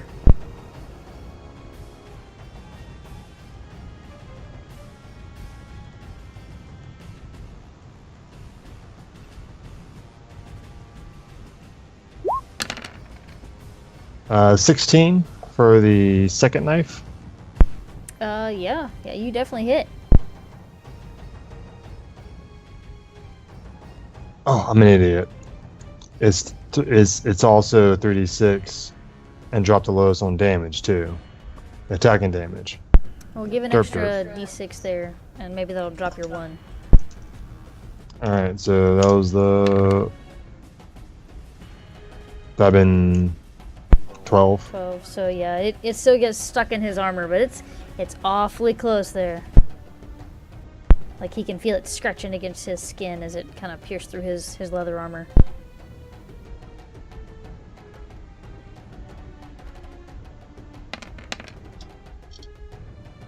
So it's 36 and drop the lowest, so it is 16.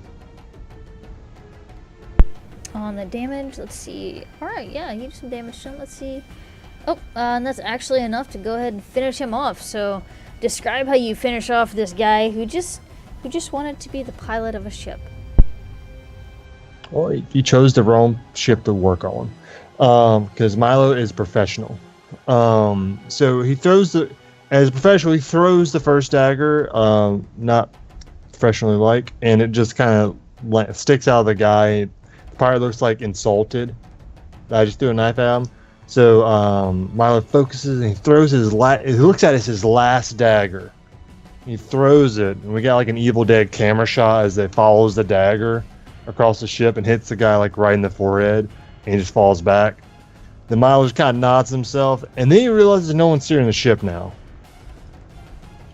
This is a fact. No one is steering the ship now. So can I make some type of check to hop over that? Hopefully. Hop over stairs going up? No, there's a giant hole here. Oh, the hole. Yes. Yeah, it'd be an agility check. Alright, I want to spend a feat point to boost this.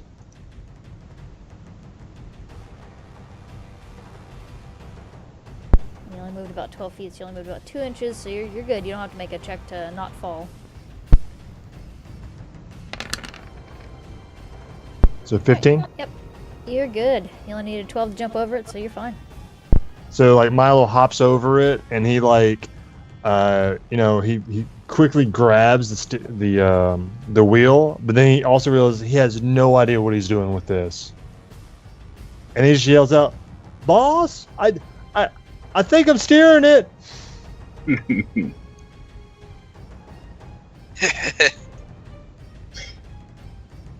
That's it. And the boss says, just run to the restroom. She'll be right back. It's fine.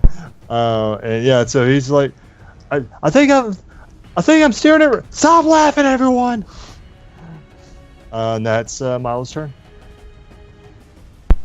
Doorstop makes a few little whirs and clicks that you think may or may not be laughter.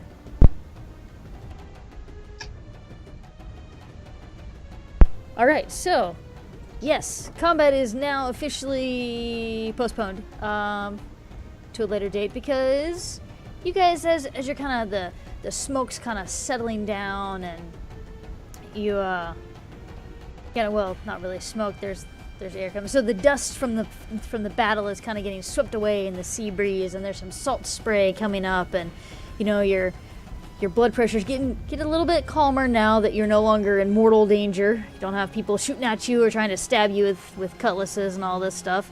Milo's blood pressure's still a little high because he's attempting to drive something he's never driven before. It's a little bit bigger than a horse. Just only a little bit. Only a little bit. You guys are like, how did we even get in this situation? So you kind of remember, back to... Oh, right, the battle music's still on. Whoops. Yes. No longer tense. You guys are calming down now. You get the wind off the ocean. It's almost a nice day, right? I mean, except you're all kind of queasy because you're not used to being on boats this big. And you're sitting here grumbling about how you got here, because this is definitely not the ideal job. And you remember an office in Corvus. Dun, dun, dun. Oh, I'll get rid of the turn order too. All right. So, it was with some haste that you responded to a potential job offer about 2 weeks ago from the Mercarian League, and they're big, kind of like the East India Company, right? They're the big merchant company around here, right? You still need to make some good contacts to get signed as an official mercenary company, and a job from the League is really nothing to sneeze at. Like that would be a good contact there. That'd really be a good way of being like, hey, look, we did this job for the Mercarian League, right? Look how awesome we are. Shouldn't we be a mercenary company? And of course their official endorsement would definitely be nice. So the note you received led you to a small office in the Merchantsburg of Corvus. And it led you to this office where a well-kept young man sits behind a desk. This young man is Kellen Morrill.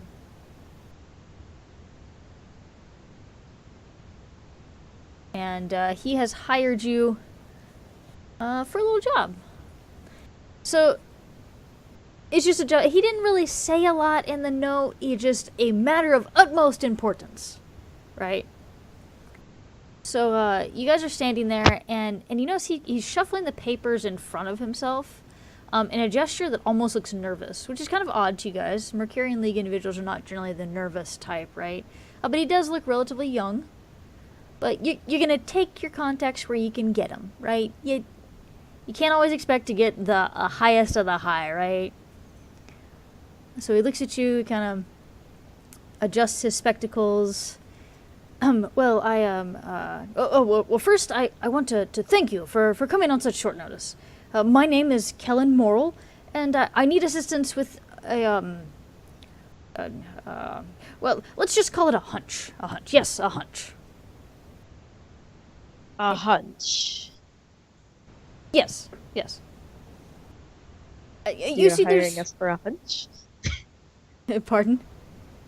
So you're hiring us for a hunch? Well, it's a hunch with good evidence. Good evidence.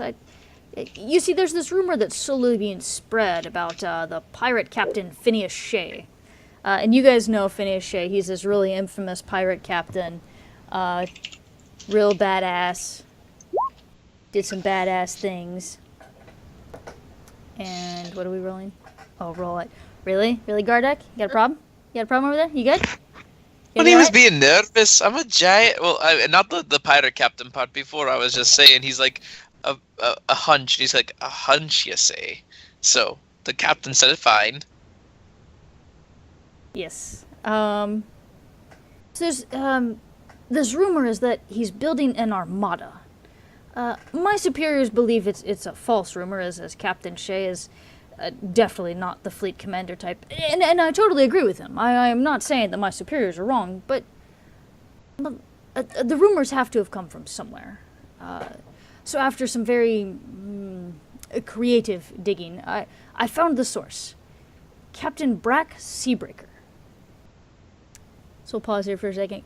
Gardek, you immediately recognize that name as someone who's recently been put on Corvus's bounty board as a riverboat captain that has recently started doing piracy.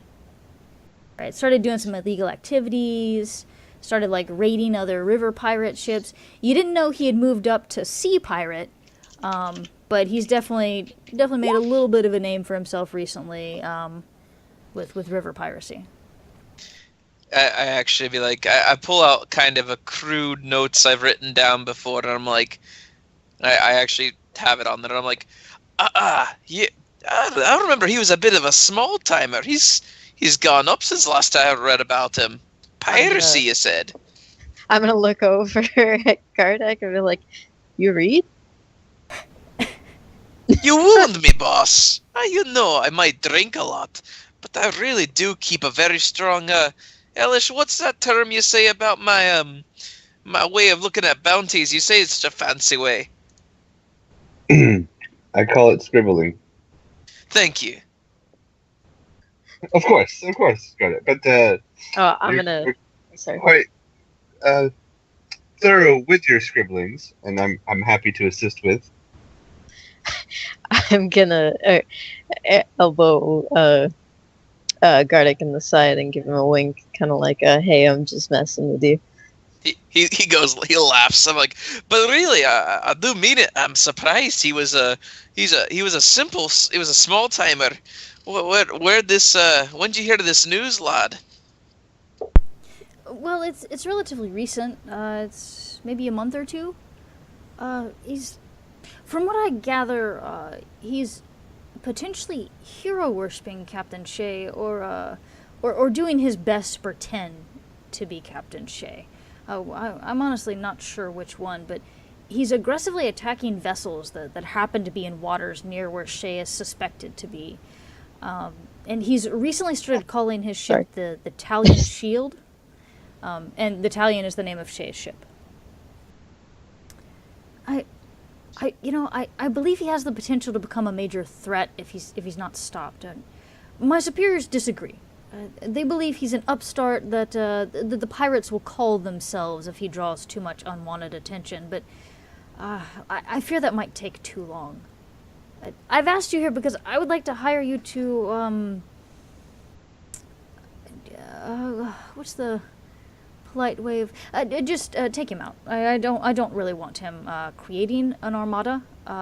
Even if Captain Shay doesn't want an armada, the last thing we need is an armada that is attempting to serve Captain Shay. This Brack Seabreaker, he could potentially become a major problem. I'm gonna cross my arms and be like, "Okay, so you want us to kill this Mr. Seabreaker?" Yes, and I have I've put together a passage for you. Because my superiors are not aware of my activities, I can't give you an official Mercurian League ship. But I've hired a local captain. Seems like a good fellow. I met him yesterday. He's got a good fast ship. It'll help you catch up to whatever Captain Seabreaker has right now. I don't really have a lot of intel on Captain Seabreaker's ship. It has red sails. I know what that. It's got red sails. I feel like Well- I can't help, Mr. Kelly, that you are privy to more information than you feel that you're sharing with us currently. We get paid to take care of this stuff. I don't think we need to know Well, too many. we have to follow the laws and procedures of the whole matter, of course. I'm And gonna laugh. even mercenaries have a code and a law they abide by. We're trying to get chartered, after all. Yes, and I understand that, and I'm more than happy to endorse your charter if you help me out with this. I still am a member of the League. It's not like I am breaking any internal laws or anything. It's just I'm not. This is not an officially endorsed expedition because they believe I am wasting my time. So this is coming out of my personal funds. My personal funds are not large enough to convince one of the Mercurian League vessels to take you on this trip. I had to find a more cost-efficient route for you.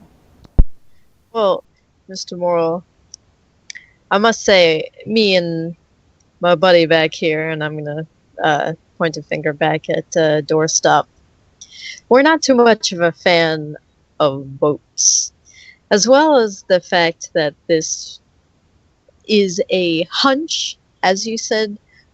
We're probably gonna need a little payment up front. Of course, yes. Half now, and then half when you bring me his head. Ah, good job, boss. Thank I you. nod in Smart job. approval. And what are we talking here? Oh God, Rachel, you're making me actually look up the different currencies. I Yeah, don't have this shit memorized. money is important. Mercenaries. Works.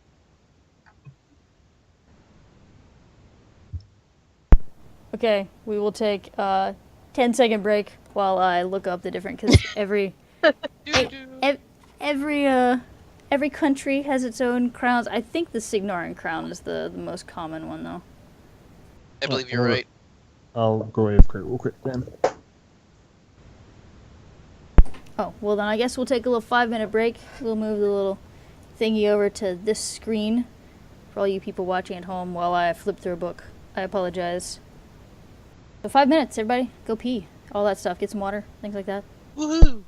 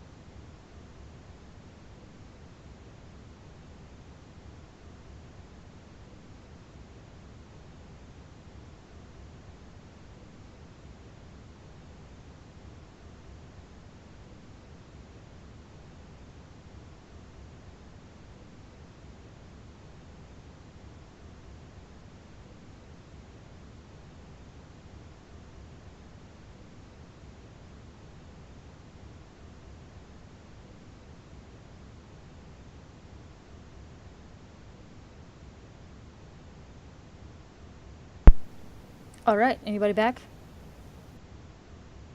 Anybody not leave? I'm back.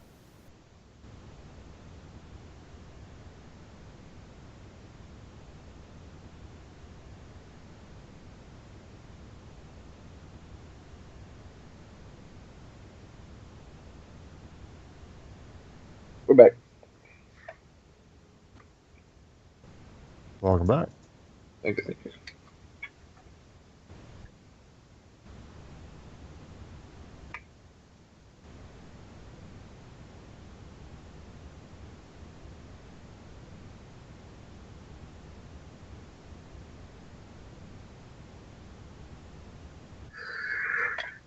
Alright, so it's just you, or?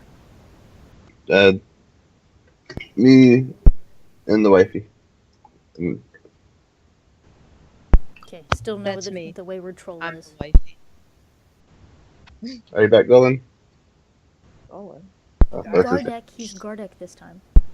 Well, I'm just going to be what's this character name? In the little on Roll20. Right now, you're GM Moonwolf with Oh, Jester, Corian, Hips, right. and Golem. Yep. All right. So is Gullen Gardek back yet?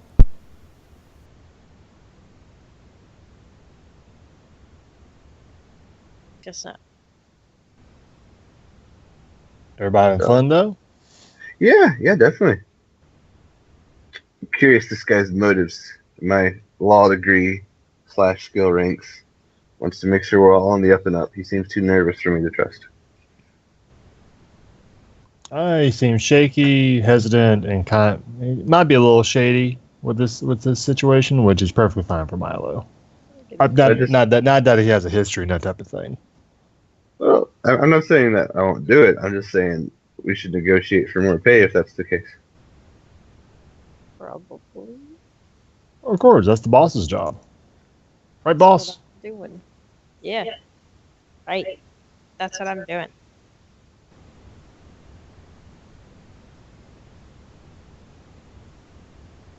Oops.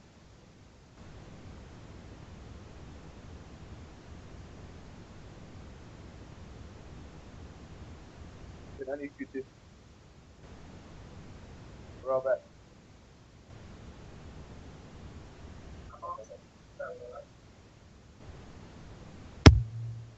He's almost back. All right. And how you guys liking the Full Metal Fantasy rules so far versus the Unleashed ones? Well, not a whole lot of difference that I've noticed.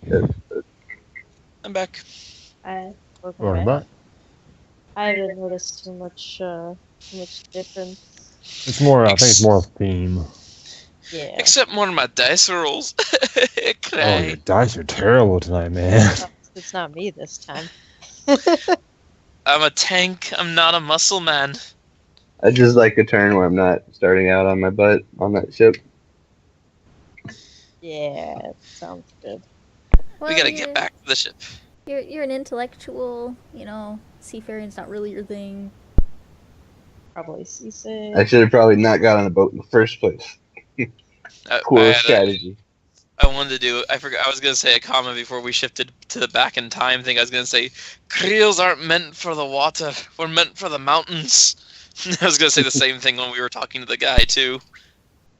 Nice. All right. I just kind of want to so foreshadow, like, in the office, I'm like, you know, I could get horribly seasick, right? all right. So we are back in here. All right. So you ask price. Well, what I can spare now is 500 gold crowns. Signarin gold crowns. So it'd be 250 up front, 250 when you return, and if this Brack individual has a bounty on his head, as your friend says, I'm sure the City Watch will also pay you for the bounty as well. Out of character, quick question. Is that a lot? Yeah, it's a decent amount. I mean, you guys got to realize you're level 1, essentially. You're low mercenaries trying to become a mercenary company. So officially sanctioned mercenary companies make more than unofficial ones, and you guys aren't official yet. So 500 gold crowns. I mean, imagine it being 500 gold at level 1 in like a D&D or Pathfinder type situation. Gotcha. Okay. Hey, that sounds like good money. Hey. Oh, sorry. You first. I think we can take that offer. Wonderful. When do we? Wonderful. You know, tonight works for me. I don't know if it works for you, but the captain, the boat I've hired, his name is Captain Silas Blacksteel, and he has a nice, speedy little boat. His flag is a checkered green and blue background with a white shark across it. I'm not entirely certain what that's supposed to stand for, but you know, captains have their insignias and such. But you should be able to find him at the docks. Okay. He knows to expect you. Sounds good. I'm gonna turn to the rest of my crew. So, are you ready, guys? If it's all right, I'd like to make a quick stop at the porter before we get to our new illustrious escort's speedy vessel. Sounds good. Stop at the what? I'm just going to try to do a little research on that flag or that captain before we get on some stranger's ship. For all I know, this is a stranger with candy, and that's a white van's ship. Okay. So I do have research if you want to kind of just Yeah, go as ahead. a skill. I'm trying to figure out- I want to say Milo's like audibly sighs through his mask and mutters, "Always has to be the know-it-all." And I get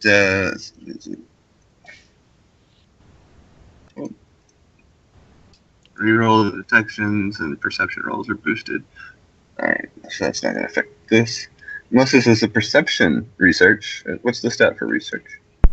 I believe this is int. That works. I lift my hammer up and I nod to the boss while our friend does research. If you want, you can look at your scribblings, and Oh, I see it there. try and remember how much his bounty is for. If I carry the 2 and that sounds like I looked down at my notes. What does it actually say since I can't remember? No, you're all good. It's 200 for his head. Well, he's I'm dead like- or alive, but it's easier to bring him in dead. I look over and I'm like, I whisper over to the boss. I go, boss, he's about 200 for the head. So just remember we got to keep it. It's somewhat intact. Okay. I'll make sure everyone knows that. I just mean, don't let Milo throw one of his bombs at it. You know how volatile they can be. I can try. Hey guys, I heard my name. Is everything okay? Everything's fine, lad. Just aim true. Aim true. Always, boss. And I pat you on the back too. I got a 16 on my research roll. All right, research. Captain Silas Blacksteel is a retired military professional. He's not, the most famous naval officer ever in existence, but he did well in his time. Worked for the Signaran Navy, and now that he's retired, he's still got his ship. He still has his crew.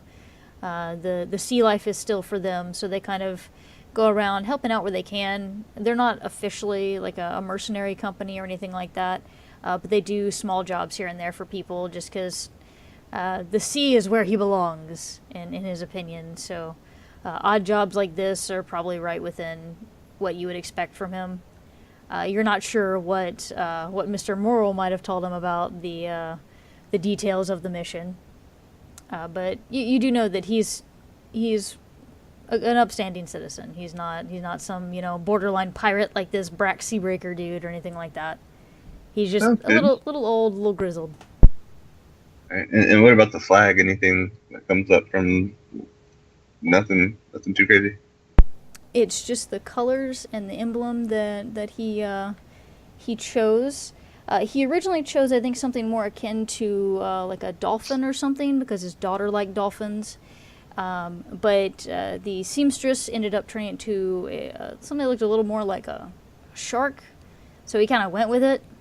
And then some of his crew for a while, because he was pretty good at getting in and out of combat. So when he was still in the Navy, his ship was good at like darting in, making an attack, and then darting back out. So he got some shark nicknames based off of that, but he always waves those off if anybody says them. And then the green and blue, he really likes the colors green and blue. Okay. Well, it sounds like an excellent gentleman to meet and make ties with while he escorts us. He's a retired vessel, I'm sure a man of respect. Opportunity abounds. But I'll simply tell the rest of the group, I'm familiar with this captain. He's an overall grizzled veteran and should be able to escort us safely. Okay. I trust your research. Hey, Oh. I hope so too. Creels aren't made for the sea. Surprise, surprise. You're comfortable now that you know more about it. Well, that is knowledge is power. You know all that. Sometimes. Doorstop beeps in agreement with Gardek. He is not looking forward to an ocean voyage. That's why I asked for some up front. Yes, because for the record, if he does fall in the water, his internal fire goes out, and he then just becomes a hunk of metal.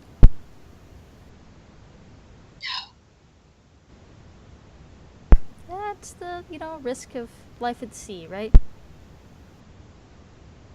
As a robot. As a robot, yes. All right, so Yeah. that's how you guys got here. We need to speed this up a little bit. We only got 30 more minutes. So Uh-oh. as kind of the dust settles on the ship or whatever, you guys you hear footsteps coming up from below deck. A large Ogren steps on deck. He cuts an imposing picture, all corded muscle and tangible hatred, clad in heavy armor, wielding a shield the size of a door and a cruel-looking notched blade.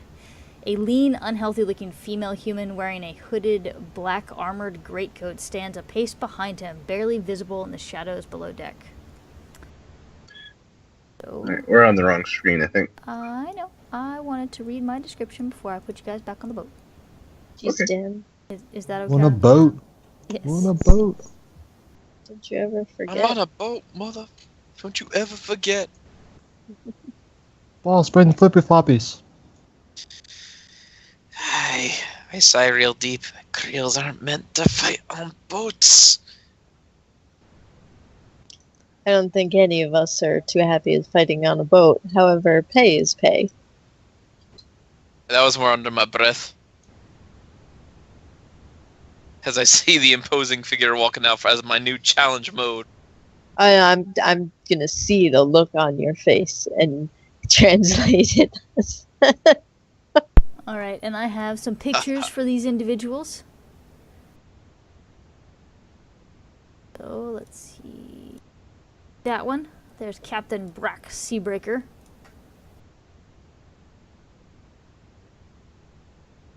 And the mysterious woman with him.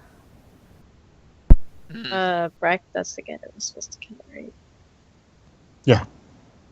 My scribbles, I pick up, I actually kind of look through my scribbles very briefly. It's like a little coot stick figure drawing. Yeah, that looks right. Close enough. Totally an accurate representation. I'm just imagining a stick figure with like very angry eyebrows. Actually, I can probably draw him really quickly. All right. So we will go back into combat. We will have to rearrange this, but let's give Brack an initiative. So he's going to walk up. You guys are already tense from the previous combat, so we'll just go ahead and start in the thick of it here. Nobody's getting any surprise hits on anybody because everybody knows there's shit going down. So let's go ahead and get an initiative for Bracky Boy here. What's his... Alright.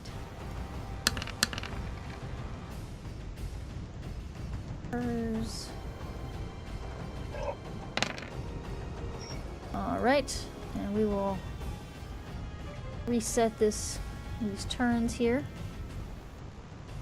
Alright, so Eilish, you are once again at the top of the round. Alrighty. Did we have like a couple seconds before this happened? Or am I still You laying had long down? enough to like stand up, so you're good on that front. Alright. I'm gonna head over with my buddies now that there's new challengers arriving.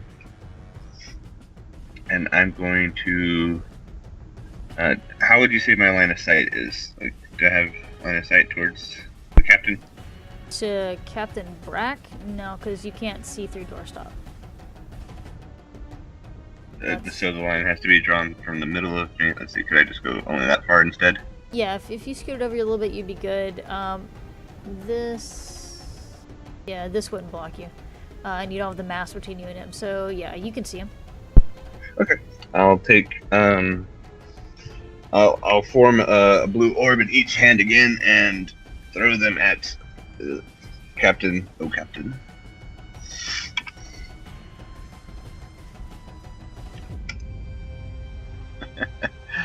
Spend a feat to re-roll them. The scribble I did in the corner is what I think he looks like on my piece of paper. Scribble you did in the corner. Oh, look at that. That is, I mean, I love it. It's 100% accurate, man. Let's see. Would you like?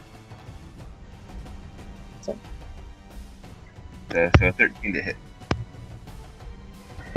13 to hit Mr. Brack Seabaker. Yeah, actually, you hit him. He's in some really heavy armor, so that's kind of reducing his ability to dodge things. I'll boost the damage. That's 3 fatigue. Let's see, number of dice is 3.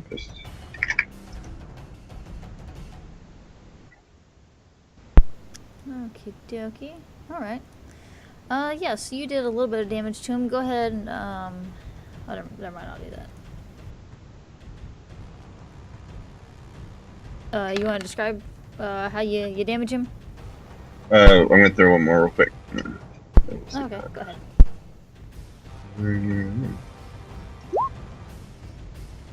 10? Yeah, 10 will hit him. Like I said, he's got really heavy armor, so he's a little bit easier to hit than like an average person or average individual. Boost this damage as well.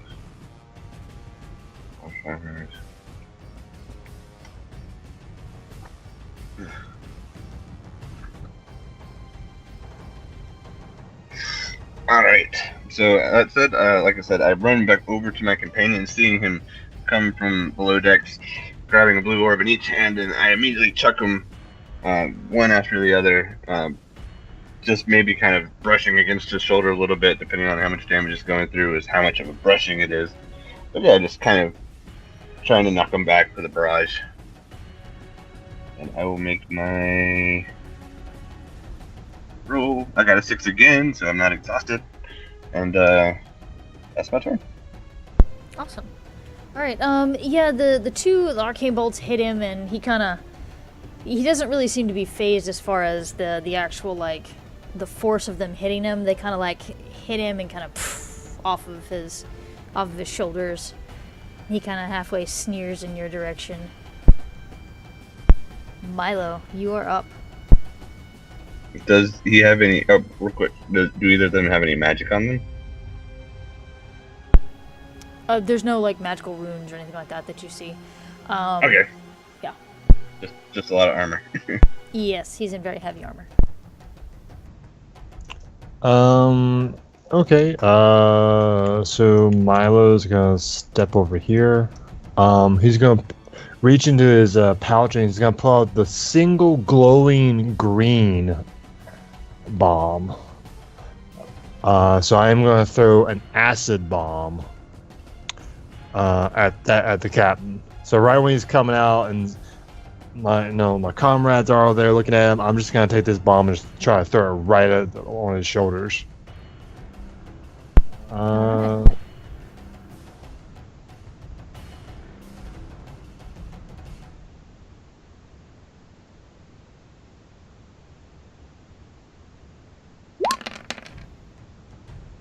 11.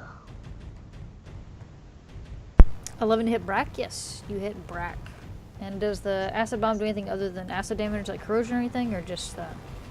Yes. So it's a power 12, 3-inch AoE, and the target suffers corrosion. So it's half power to her, right?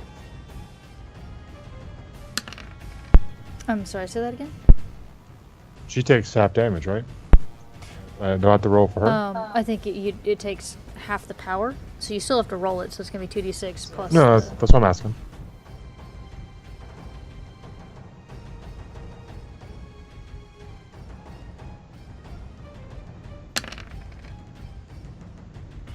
So power 11.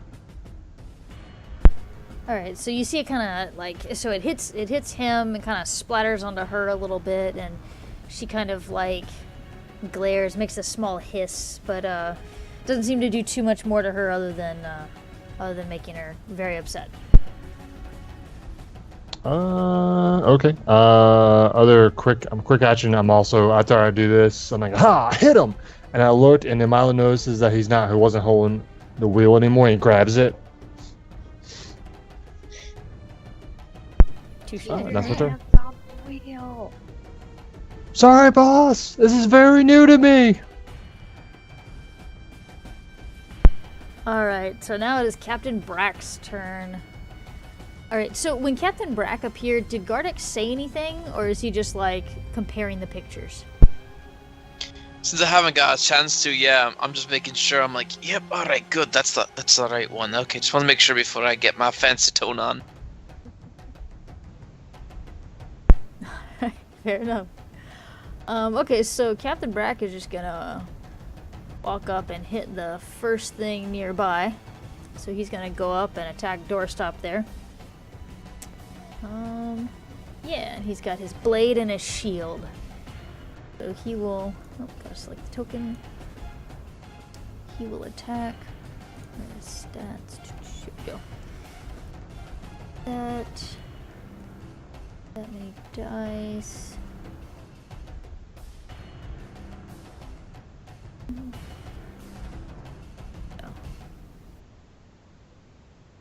Alright.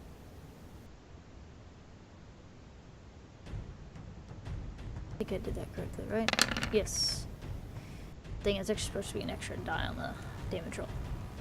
Dang it. And then additional 1d6. Okay, so 17 on the damage and 14 on the hit with his cleaving blade. So he kind of walks up and takes a mighty chop at Doorstop. Does that damage Doorstop?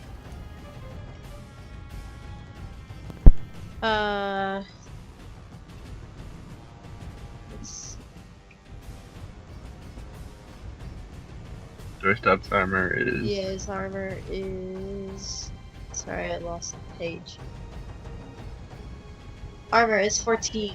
So 16. Oh. With my aura. Oh, thank you.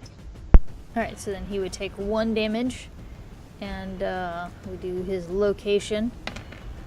He would take 1 damage to location 5. So I'll mark that on my little damage grid I have over here. And that'll be his right arm. So his right arm took a little bit of a hit. That's where his halberd is. Hey, that's mine. Hands off my property. All right. Brent. And Brack has his. Brack has his other attack.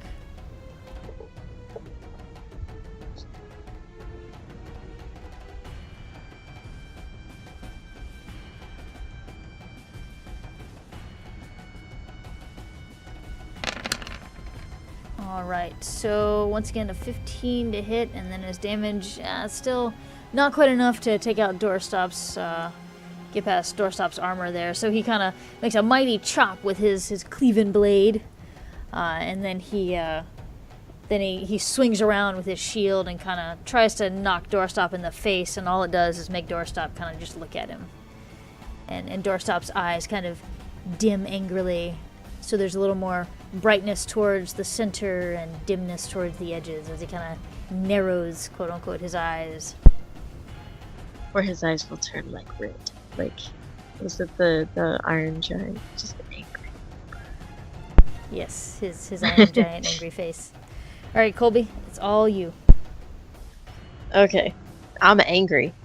Because that's my property, friend. Friend, property. Whatever. Property. It's mine. Friend and property. I'm gonna move there. There. And I am going to shoot with great attack at Mr. Brack here because he is attacking my buddy and that will not stand.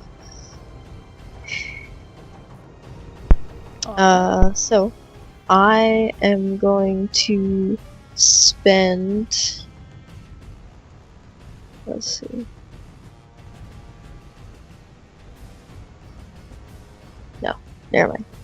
So, attacking with my awesome gun that I'm furiously pointing towards him. Furiously pointing. Oops. So furious. I was terrified. Alright, yeah, 14 is high enough to hit his defense. Like I said earlier to Eilish, his defense is a little low because he's in some really, really heavy stuff.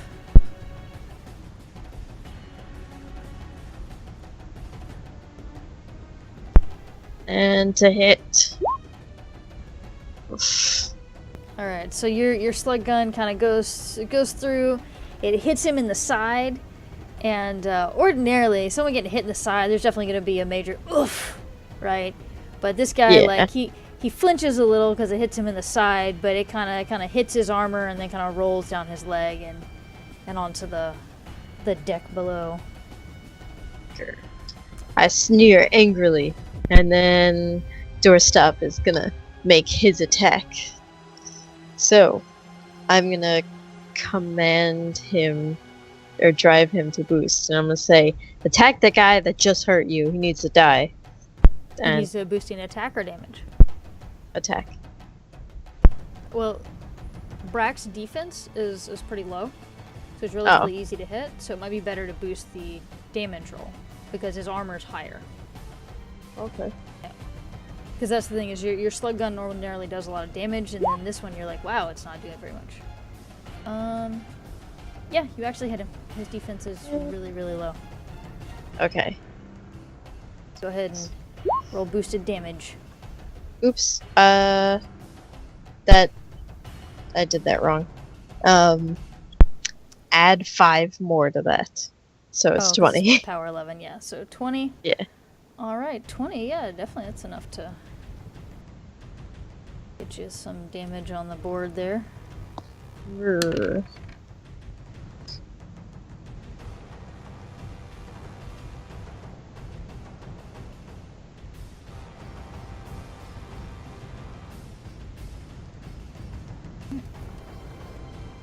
Okay, yeah. He definitely felt that one, so that halberd kind of comes down and...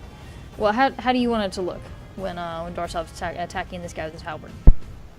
Oh, he's got his angry iron giant eyes on, and is probably going to make an angry beep, like beep, beep, as he slices down at him, probably across the chest, in an attempt to cut him in half. But Nice, it- nice. Is it bad that I heard like the moving van backup noise when you said that? well, that does sound like an angry beep. Yeah, it does. It's, yeah. I can't argue with that one. That does kind of sound like an... But now I'm going to think angry Laperjack every time I hear a van backing up. Thank you. Thank you, guys. You're the best. That's what I No do. problem. Yeah, so you slash down his front, and the halberd kind of gets through his armor, and Captain Brack looks very, very upset about this, because how dare you rip into his armor. You came onto his ship, you killed his sea dogs, and now you're up here scratching his armor. Like, who the hell do you guys think you are? Seriously. Gurren Lagann. Were the black something? Black Is River it- Irregulars. Black Good job, boss. Yeah. Because who the hell do you think we are?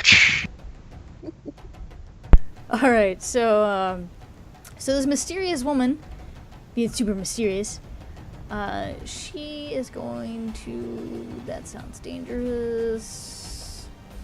So yeah, she's going to hang out here.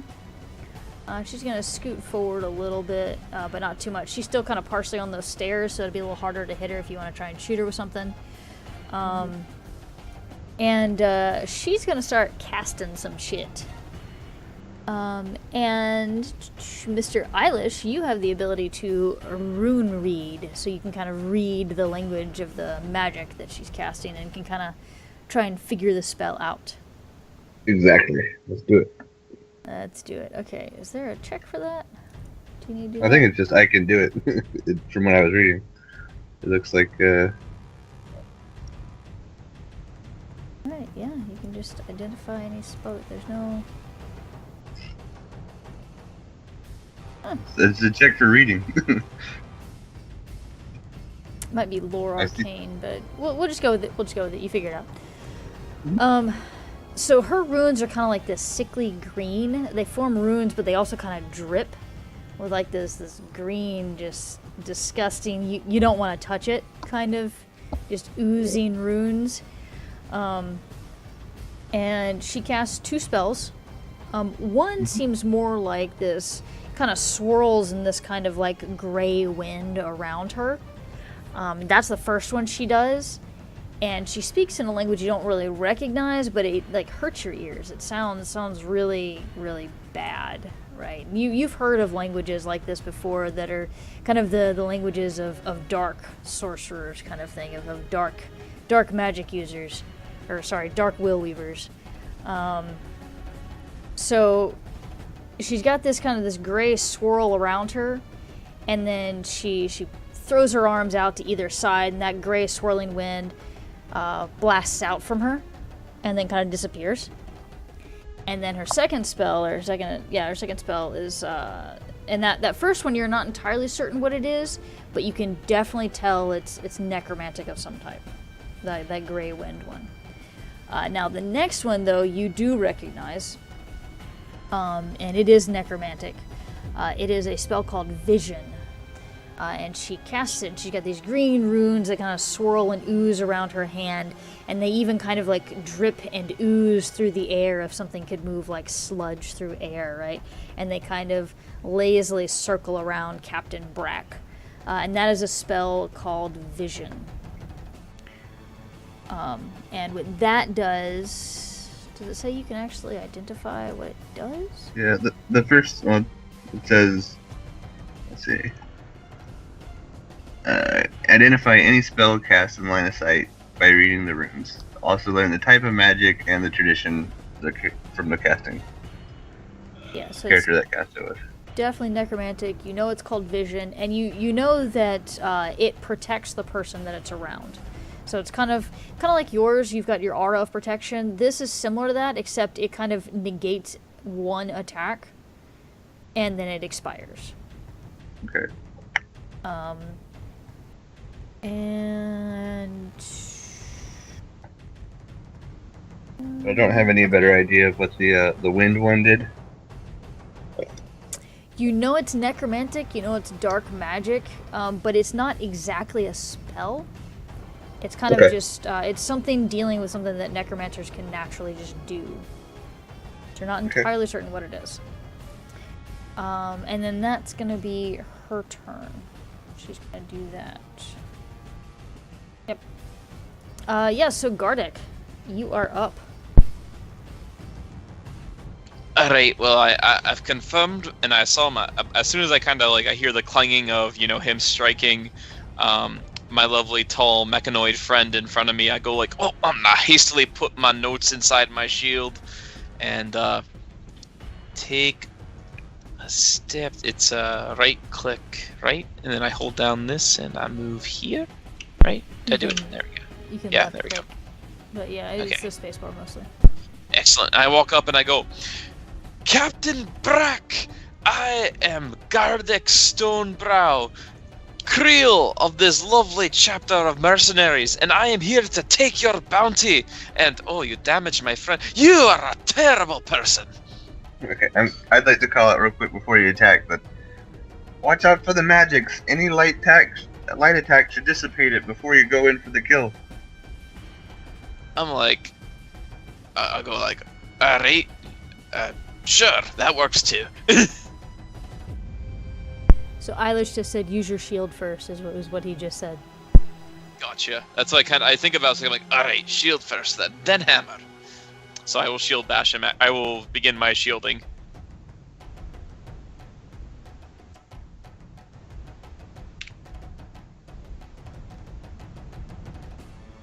Also, Elish, do you have your spell kept up or the extra attack and damage? I have an armor spell. That's Colby when she gives the order. Gives us extra attack and damage. You have to be within 8 inches, so That's all of us. yeah. But have Command. you ordered us to kill this guy? Well, I mean, that's kind of a given. We would have been trying to kill this guy since the beginning. Dang Oh, it. I don't think it's targeted. It's just as long as she's near you guys. Oh, that'll be Okay. an 11 then, hopefully. Yeah, you hit him. You don't Holy- need a lot to hit him. Oh, sweet, my shield hit. So I'll shield bash him first, and then I'll roll my damage for that before going into my next swing. Sounds good.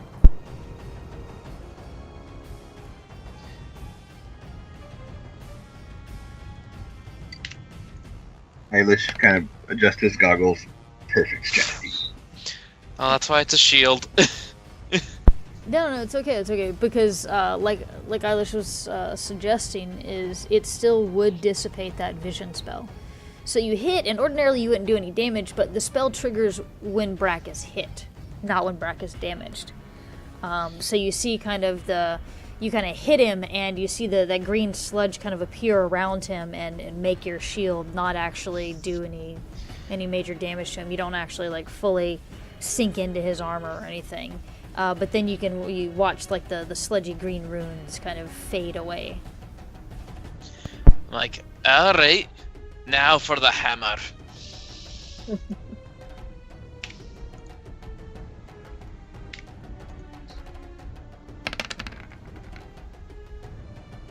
$13. Yep, you hit his defense. He's pretty easy to hit. He's just hard to damage. Righto.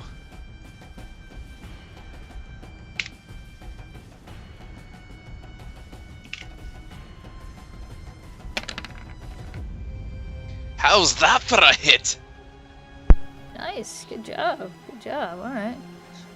Let me see. Ooh.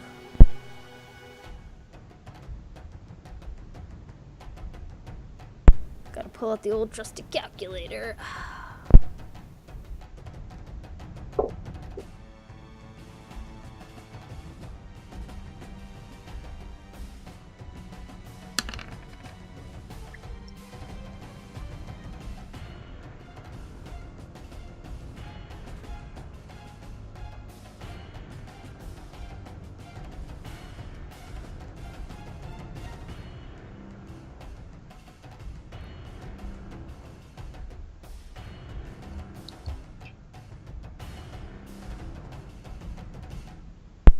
Alrighty then. Yeah, he's not looking too hot. He felt that one. Damn right, I'm a creel. He knows it in his bones, as that's where I kind of hit him. Yes, Nice. That's totally where you hit him. And his bones. Straight to the bones, nowhere else. It's my style. Alright. Eilish, it's top of the round, it's your turn. And let's go ahead and have some more of those checks to stay on your feet. Because it's a rolling boat, guys. It's a rolling boat. So let's go ahead and give you some You hate agility me. rolls here. If all the of heavy them? armor guy rolls it too, let's do it. All of us. He's a pirate captain. So yes, all of you. I'm gonna spend a feat point to boost it.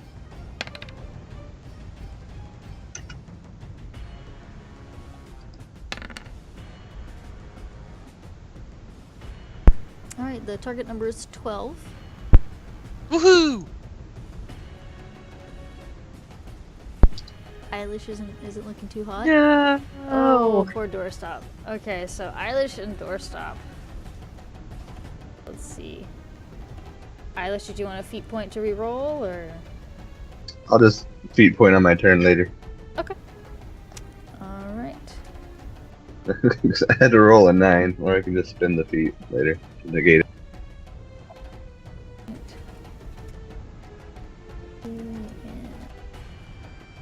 Okay.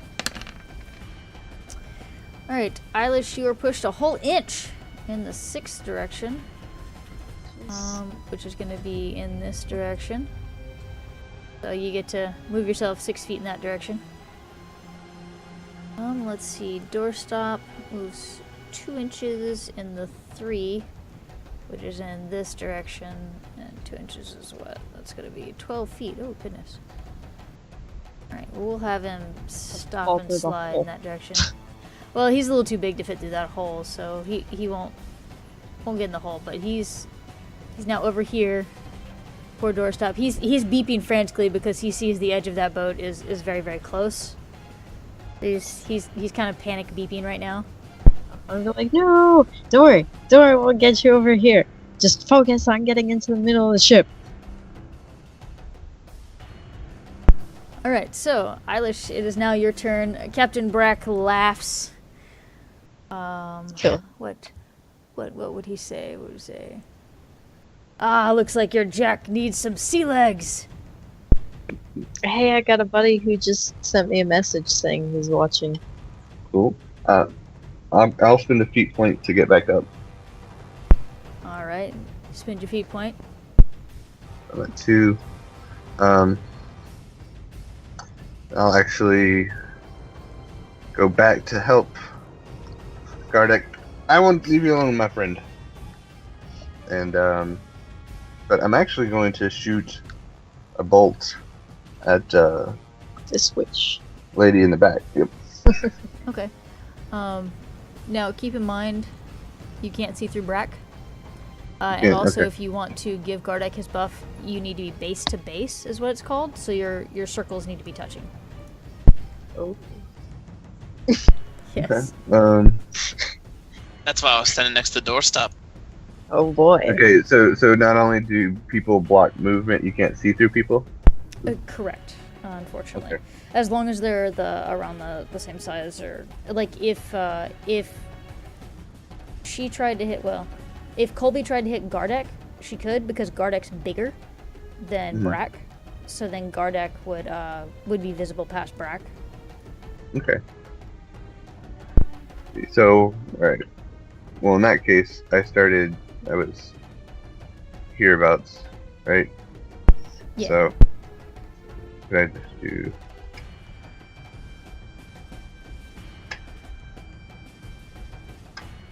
like that? Yeah, and you definitely have full line of sight and visibility to her now. There we go. And I will do one boosted, well, I'll shoot one bolt at her for now. So I run back over to stand beside my friend. Alright, 12. Oh, unfortunately, a 12 does not hit. She's a dodgy, creepy-looking lady. Can I spend a second feat point to reroll? Yeah, of course.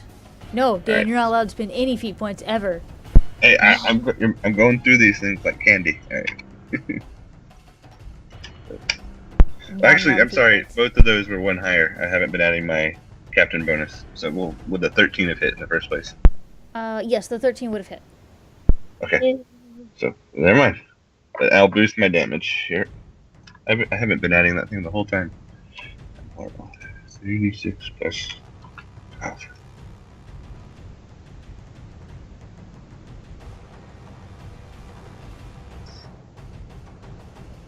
That's 19 damage to her. Push her back down the hole. Let me check.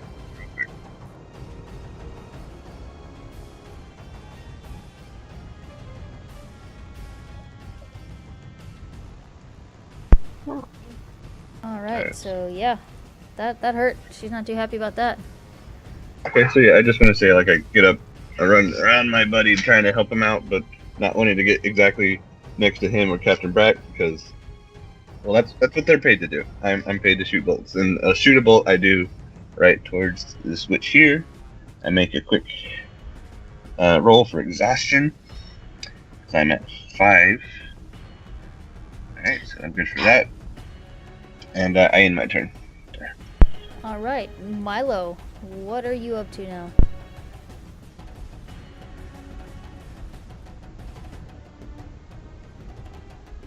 Oh, I hate you guys so much. Why? I can't throw bombs now. Why not? Because I'll hit all of you. Oh. You're doing fine, lad. Steer the ship. I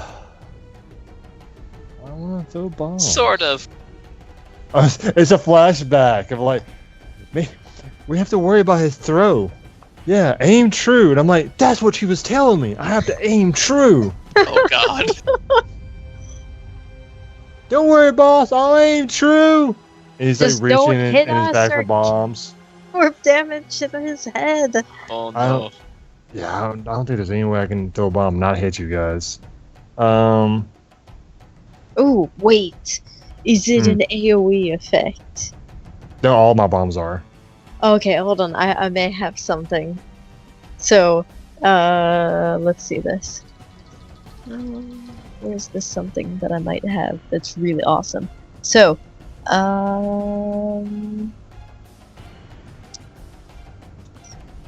Oh, no, okay. I mean, no, You that's know- fine. No, Well, it's cool. so this is the thing. So, if there is like an AOE attack, I can hit the ground, or it's called hit the deck, I suppose, and then I don't suffer damage from AOEs unless I'm hit directly by it. Yeah, so I mean, if- I mean, the thing is, if I hit any, how big my AoEs are, if I hit any one of those two, it's gonna hit you. It'll clip you, and it'll clip the arrow too. Like it hits everybody. Well, I mean, only if it's a direct hit will I take. Well, it still hits Stardeck and Ailish, is what he's saying. Hey, we're getting hit. Oh, even if you. Yeah, it's a big AoE. No, it's fine though. Could I, oh my GM, can I do a quick action to pull some daggers that stick out of that pirate I killed? Of course you can. Okay, and I'm like, I got the bomb in my hand, and I'm like, wait, maybe she was meant not to throw a bomb when she said aim true. Don't worry, boss, I got it. And then he ducks down, he pulls out, he just has all these knives that are covered in blood when he just pulled from the pirate. And I am going to throw them at, I want to throw it at her. See here, because she's casting spells and stuff. She's also like You can partially protect it. inside, so it's a little harder to hit her. You- What's that, man? I was just gonna say, Milo could pretend it's Eilish in a feminine form. She's doing spells, I do spells. It's a little bit of satisfaction. I'm pretty sure he kind of visualizes that. It's cause you always know it all. Ah! What? Why does that What sound is- so familiar? All right, so 2 knife attacks.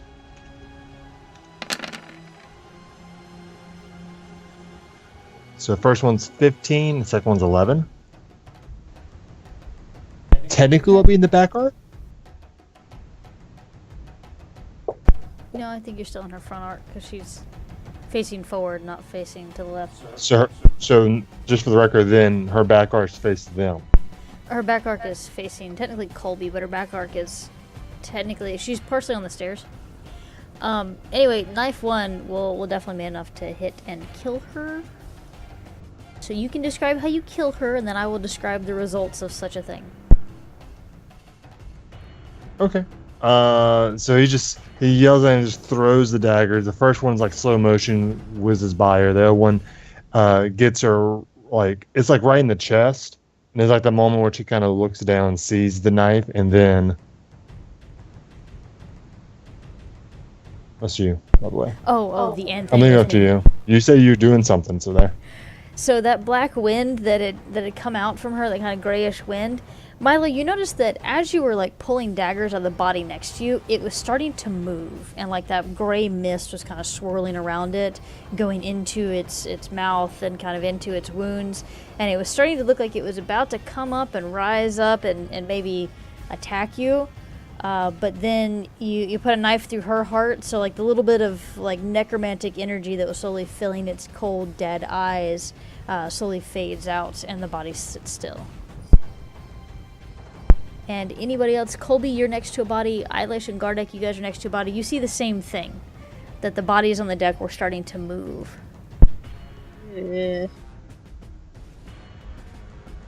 Boss, I think I did something good.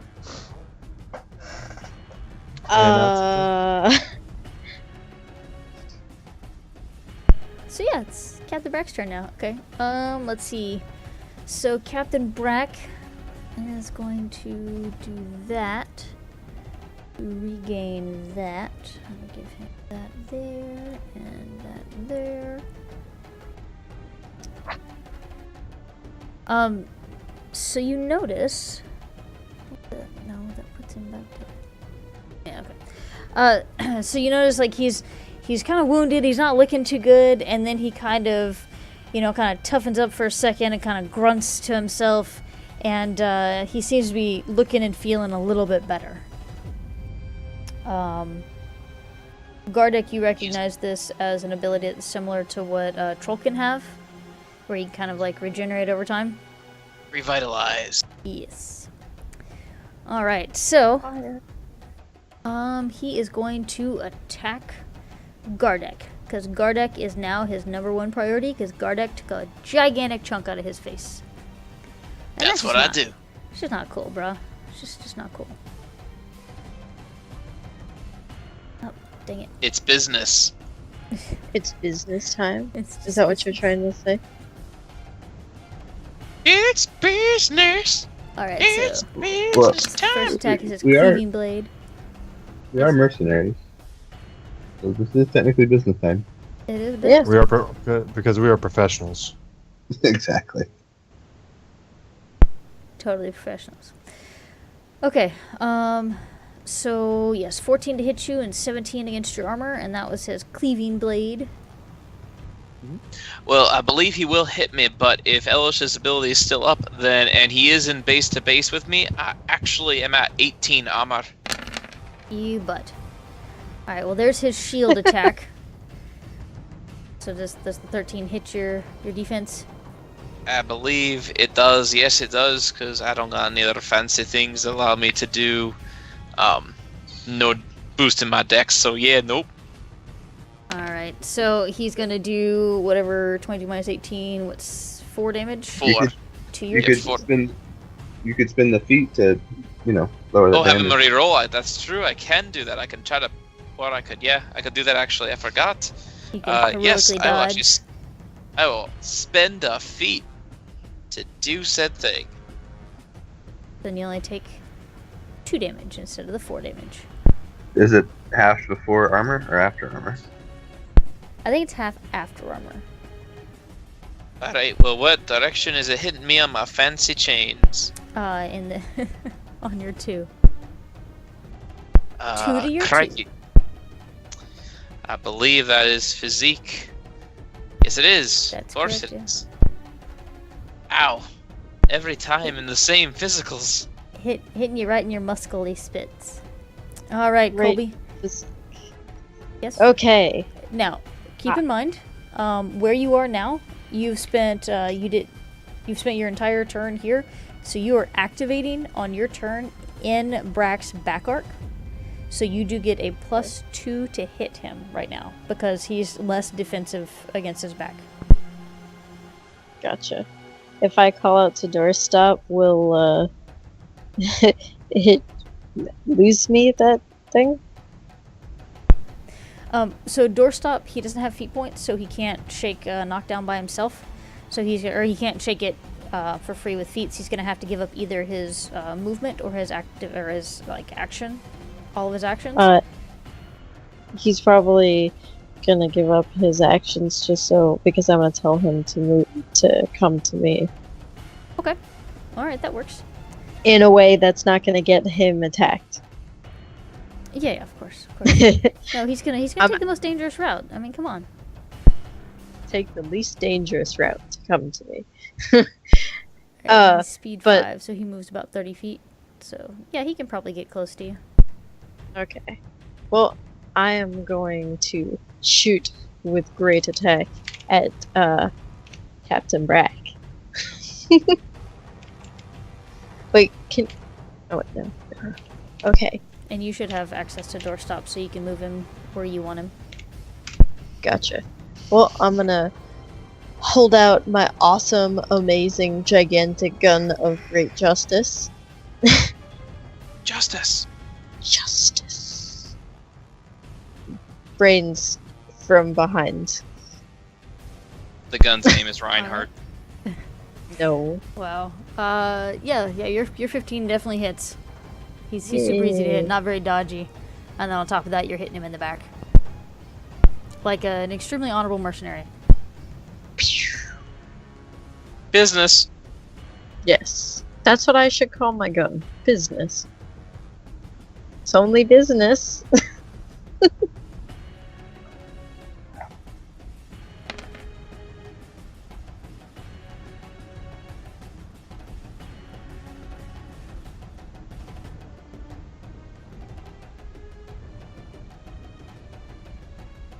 Alright, he is definitely not looking too hot now. He's took still that alive? slug, yes. He took that slug right to the back. Well, he did kind of heal a little bit.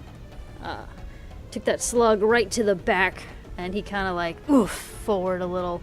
Right in Gardek's direction. Gardek, so, because Necromancer Lady's dead. So, yeah, Gardek. What are you gonna do? So Captain Brack just got hit in the back with a slug. He's kind of like, you know, the momentum kind of pushed him towards you a little bit. So, what do you do? I'm like, well, that's my boss. And then I point to the hammer. But this is me. But this is my real fist. So I'll swing with the. While I'm holding up the hammer, I actually swing with the shield to hit him first. All right, cool.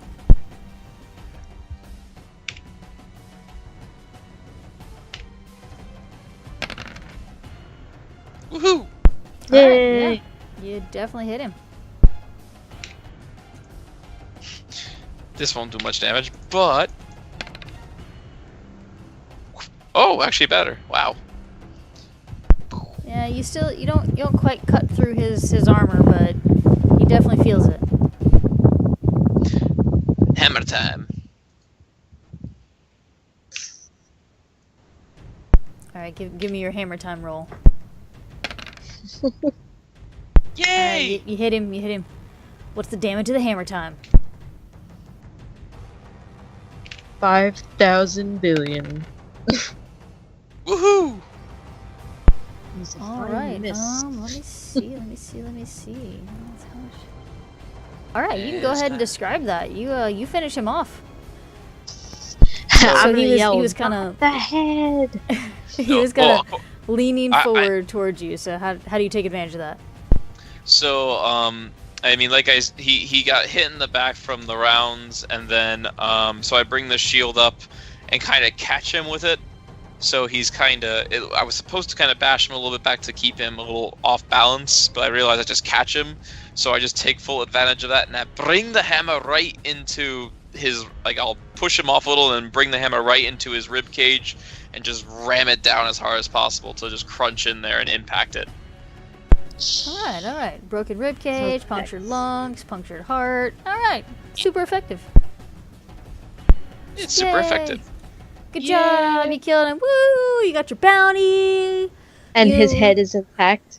His head is intact, so you'll get your bounty. You're gonna get paid. I told ya. You didn't Jeez. have to actually fight any undead thingies because you killed her before that could happen.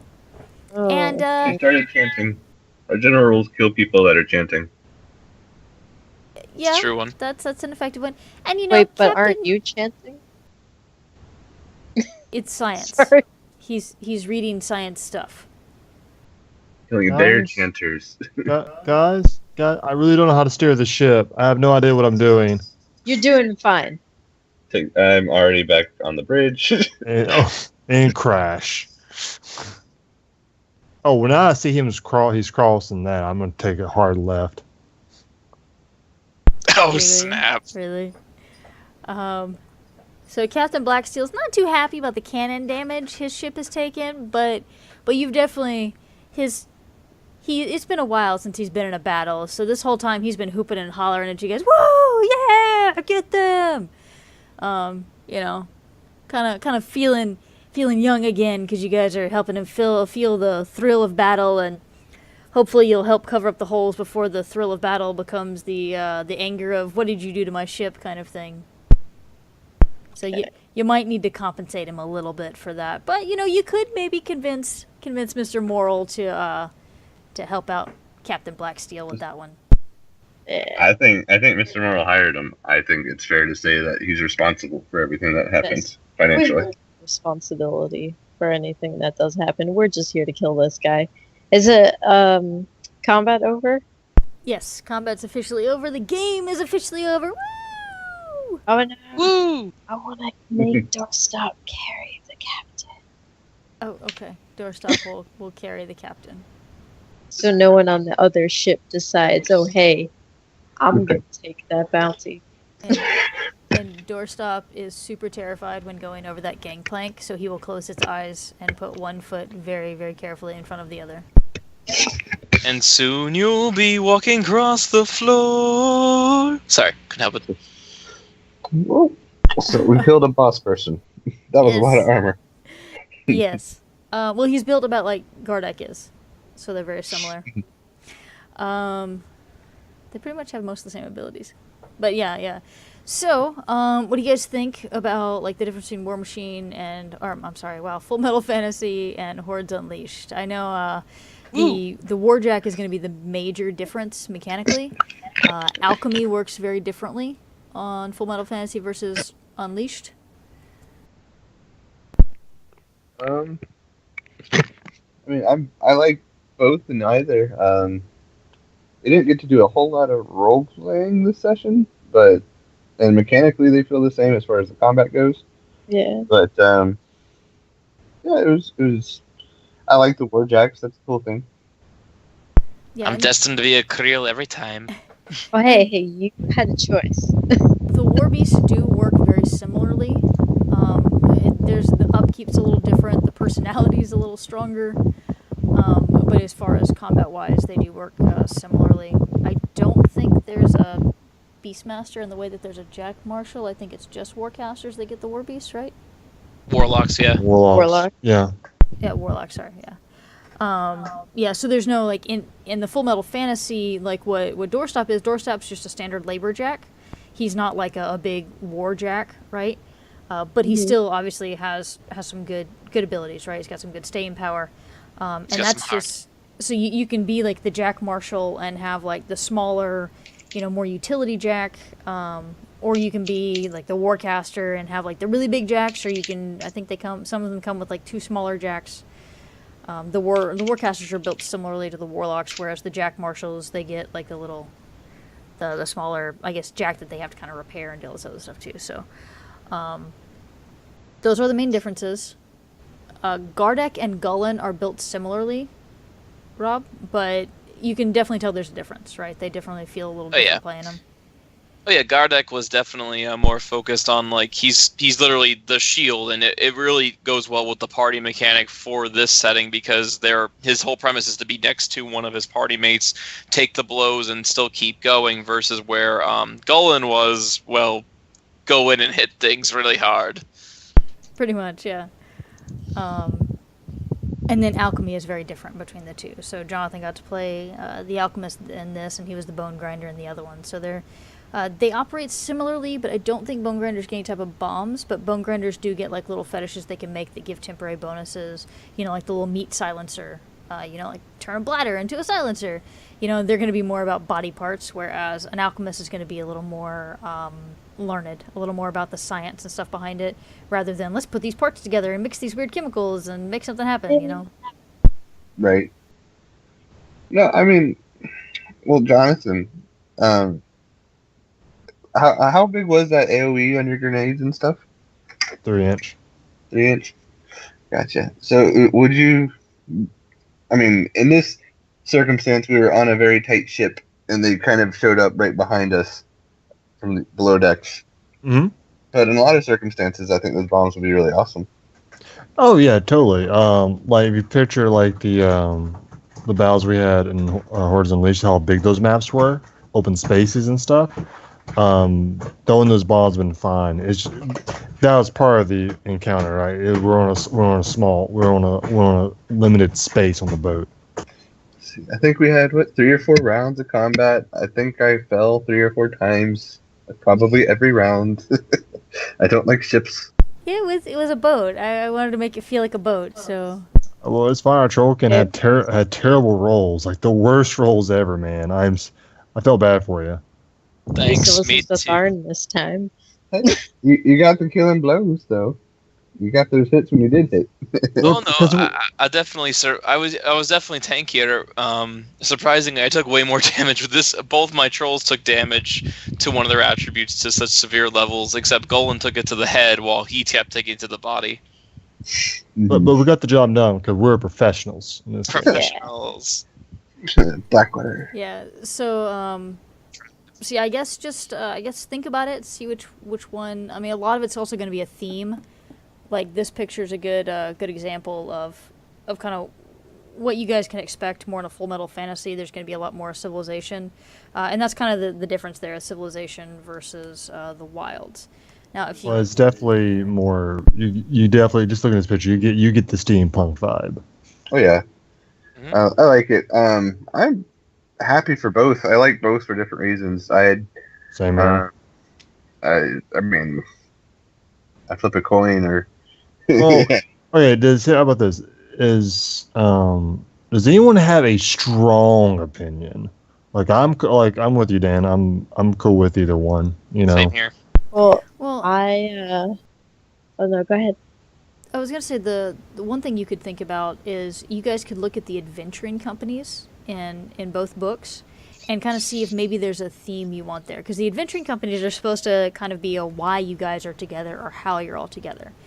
With a lot of the Unleashed ones, it's about, hey, we either are part of a particular tribe or we work for that tribe or we're slaves of said tribe. And then both systems have like a generic, hey, we're mercs type thing, right? Mm-hmm. And I mean, we'll get more in detail in session 0, but the general vibe I got from you guys is that you like the idea of maybe having like a small town or something and you kind of build it up and you have to defend it, right? Rather than going all across the world doing adventures, right? That's the vibe I got, right? I'm good with either, honestly. I don't mind adventuring, but yeah, I like having a home that we are invested in. I guess I always like the idea is like you adventure and then you end up finding a settlement kind of or a place you're like, this could actually be you like end up finding that perfect place, like versus where it's like where if you were like the Circle or even like somewhere where they have a set base, like the Circle would just say, oh, this is an encampment area for this is a powerful sign where the worm could probably break out. We're going to set up camp here and defend it from everything. You know what I mean? Yeah, it's a little hellmouth right there. The Circle sounds like a cool idea. But if we did Unleash, I think a lot of us liked different things from the Circle. Yeah, Circle's cool. I know another one that might be interesting is if you wanted to do Unleashed, but wanted a little bit more of a civilized feel and less of a, we're out in the woods in the middle of nowhere fighting off big beasts, is we could do a NIS-focused game. And it doesn't mean that all of you have to be NIS. It could just be like maybe 1 or 2 of you is NIS and the others are friends of that NIS, right? Because that's the thing. If you read those adventuring companies, they don't all have to be the same race. It's just generally there's like one of you that is of that particular race, 1 or 2 of you, and that's kind of the driving force behind what you guys are doing. And then the NIS right now, like the non-blighted ones, are kind of a broken people, right? They've been completely taken over and ravaged by the Legion, so they're trying to find a home. And Mr. Seacat at Lock and Load recently brought up a good point of there's land in Ios, which is the land of the elves. And Nis are elves, but they're winter elves that were kind of separated from their brethren for a while. They left for a bit. There's a whole backstory. We're not going to get in that. But the elves are having their own issues, and because of that, they're kind of retreating from some of their outlying villages. So there's now open real estate that is elven in nature, right? So there's potential that some of the Nis might be fleeing south away from Legion, trying to keep, what little bits of their culture and just lives alive, right? So they could take up one of these smaller villages that have kind of been abandoned. So that's, I think that could be a fun, cool theme, trying to rebuild broken lives or whatever. In the current lore, the most recent lore, I haven't read all of it, but I do know the United Creoles, which are all the different troll tribes that are kind of together, have actually kind of left. Most of them have, because Madrak's like, screw this. I'm tired of debating with people trying to get land. We're just going to go find lands elsewhere. So if one of you guys wanted to play a Trollkin that is a former United Creole but didn't necessarily want to leave with Madrak, you could basically be a homeless Creole now, right? You were part of this army, and you're like, well, I don't really want to leave, but now I don't really have anybody else. So then that could be a reason why you're with the party, because now you're kind of, wandering, right? So there's a lot of interesting ways you guys can make it work. I mean, Full Metal Fantasy, pretty much anything city related, you guys can do anything civilization related. And that doesn't mean you wouldn't ever go into the wilderness. It's just that there's not as much wilderness stuff for Full Metal Fantasy. It is a little more focused on more civilized things. But specifically with Full Metal Fantasy, there'd be a lot of military stuff potentially. So if you guys wanted to be part of the Signarin military, or one or two of you could be part of the Signarin military, and maybe you've been assigned to this small town, it's a small outpost, maybe it's a small mining town or something, and you guys have to keep it safe from all kinds of random things. And just because you guys have a base doesn't mean you wouldn't leave it. So it's like, hey, there's a particular threat, let's go out here, or hey, we need a particular resource, let's spend a few sessions out adventuring, gathering that resource, and then coming back. So it's not like you guys would be stuck in town every day, right? Gotcha. Or we could even be like, oh, there's this valley or whatever, and we're worried about people sneaking through. Y'all go build a fort and then defend it for however long. How about we play those things that Kadu said that we wouldn't be allowed to play unless all of us? Scorn? No, Scorn is a... I don't know about Scorn. That would be up to you, Megan. If you guys want to do Scorn, we are definitely not streaming on Monday. They are so complicated. They have a whole Unique separate book. butterfly. That's a word for it. Like, yeah, it's the thing. It's like when they came up with the stuff for them, they made a separate book just because they are so far off to the side of the rest of because you can't have Scorn mixed with any other characters. Well, Like not like factions and stuff. Well, I actually, see this book here. Yeah, I've actually was reading it because I was reading it the other day since we have it right here. What I have read, and it was the adventure hooks from what they said. They will, because they do like to look into artifacts and stuff, they will actually hire adventuring companies to look into them. The only, and it literally is the only way a Scorn could possibly ever be a part of a party, as in a group of them, is that they are literally in exile, or they're attempting to regain some form of honor. But it's even then, it's so... Super it's really, shaky. It's like at this point, because like they're really exiled. I mean, that means they messed up bad, and they left, because, again, Scorn don't like failure. So you did something and you left. Maybe you're doing your own occult knowledge or something, which one guy did. I read up his Reddit. He said it was a good idea.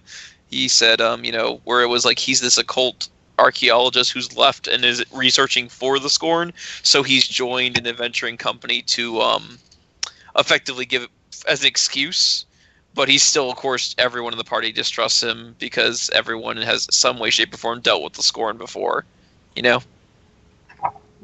Yeah, Scorn would be near impossible. I mean, we could do it, but it'd be extremely different. I definitely would not have stuff ready for...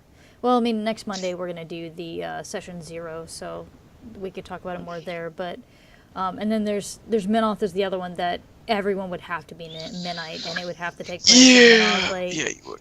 Mm-hmm. They're extremely religious zealots. They don't really... I mean, slavery is an option to be non-Menite, but otherwise... It's mostly Menites. Yeah. Who else? Crix, we can't do Crix at all just because there's no stats for it. Or Everblight. Everblight, they do have stats for. No Quarter 61, 62, and 63, if I remember correctly. They actually have stats for how to do like a Legion of Everblight campaign. And they've got the Warlock career. They've got a handful of other careers. They're nifty, but once again, it's something that it plays very differently because you're all mentally connected to a dragon god that tells you what to do. Right. Yeah. Hive mind. Exactly. So Well, no. there's part of you that, for one, if you're all warlocks, you definitely have this like mental connection with each other. You're kind Assuming of halfway. direct control. Yeah, and he can. That's the thing. So the game definitely plays a little differently. It's really hard to go against Everblight's will. I mean, they can do it. Some of the warlocks can, but it's really, really difficult to go against his will. We are Legion. That is their, It's like Exactly. unlike the Cricks, it's where the Cricks are all basically independent liches, definitely going against, oh, great dragon father, I'm going to kill you one day. We love you so much, but that guy did it first. Yeah, Legion's the opposite. It's kind of, I don't want to say hive mind because everyone is independent, but it's still like if everybody wanted to, he could be like, okay, no. Yeah, and then he's very, very set on what his faction does. I am actually going to have to head out now. I've got a little bit of a headache. Yeah, no, and we're definitely over our streaming time. So I'll send you guys an email a little bit. I found this cool blurb in this omnibus. I'm going to type that up, let you guys read that. It's kind of long. It's 2 pages in this novel. But it's a nice little just summary of the Iron Kingdoms. And then we will meet next Monday. There's a handful of stuff I want you guys to bring with you next Monday when we meet. But we're going to do like a session 0. And that'll be where we discuss character ideas, we discuss what kind of game we want to play, etc., etc. So since we didn't fully decide if we were going to do Full Metal Fantasy or Hordes Unleashed tonight, we can decide that then. So then I'll send you guys an email probably tomorrow night with just the parameters of what I want you guys to bring to the table next game kind of thing. Sounds good. Sounds good, Megan. All right, thanks for the game, guys. It's fun. Thank y'all for running. We'll Thank you. talk to y'all again soon. Yep, night, everybody. Night, guys.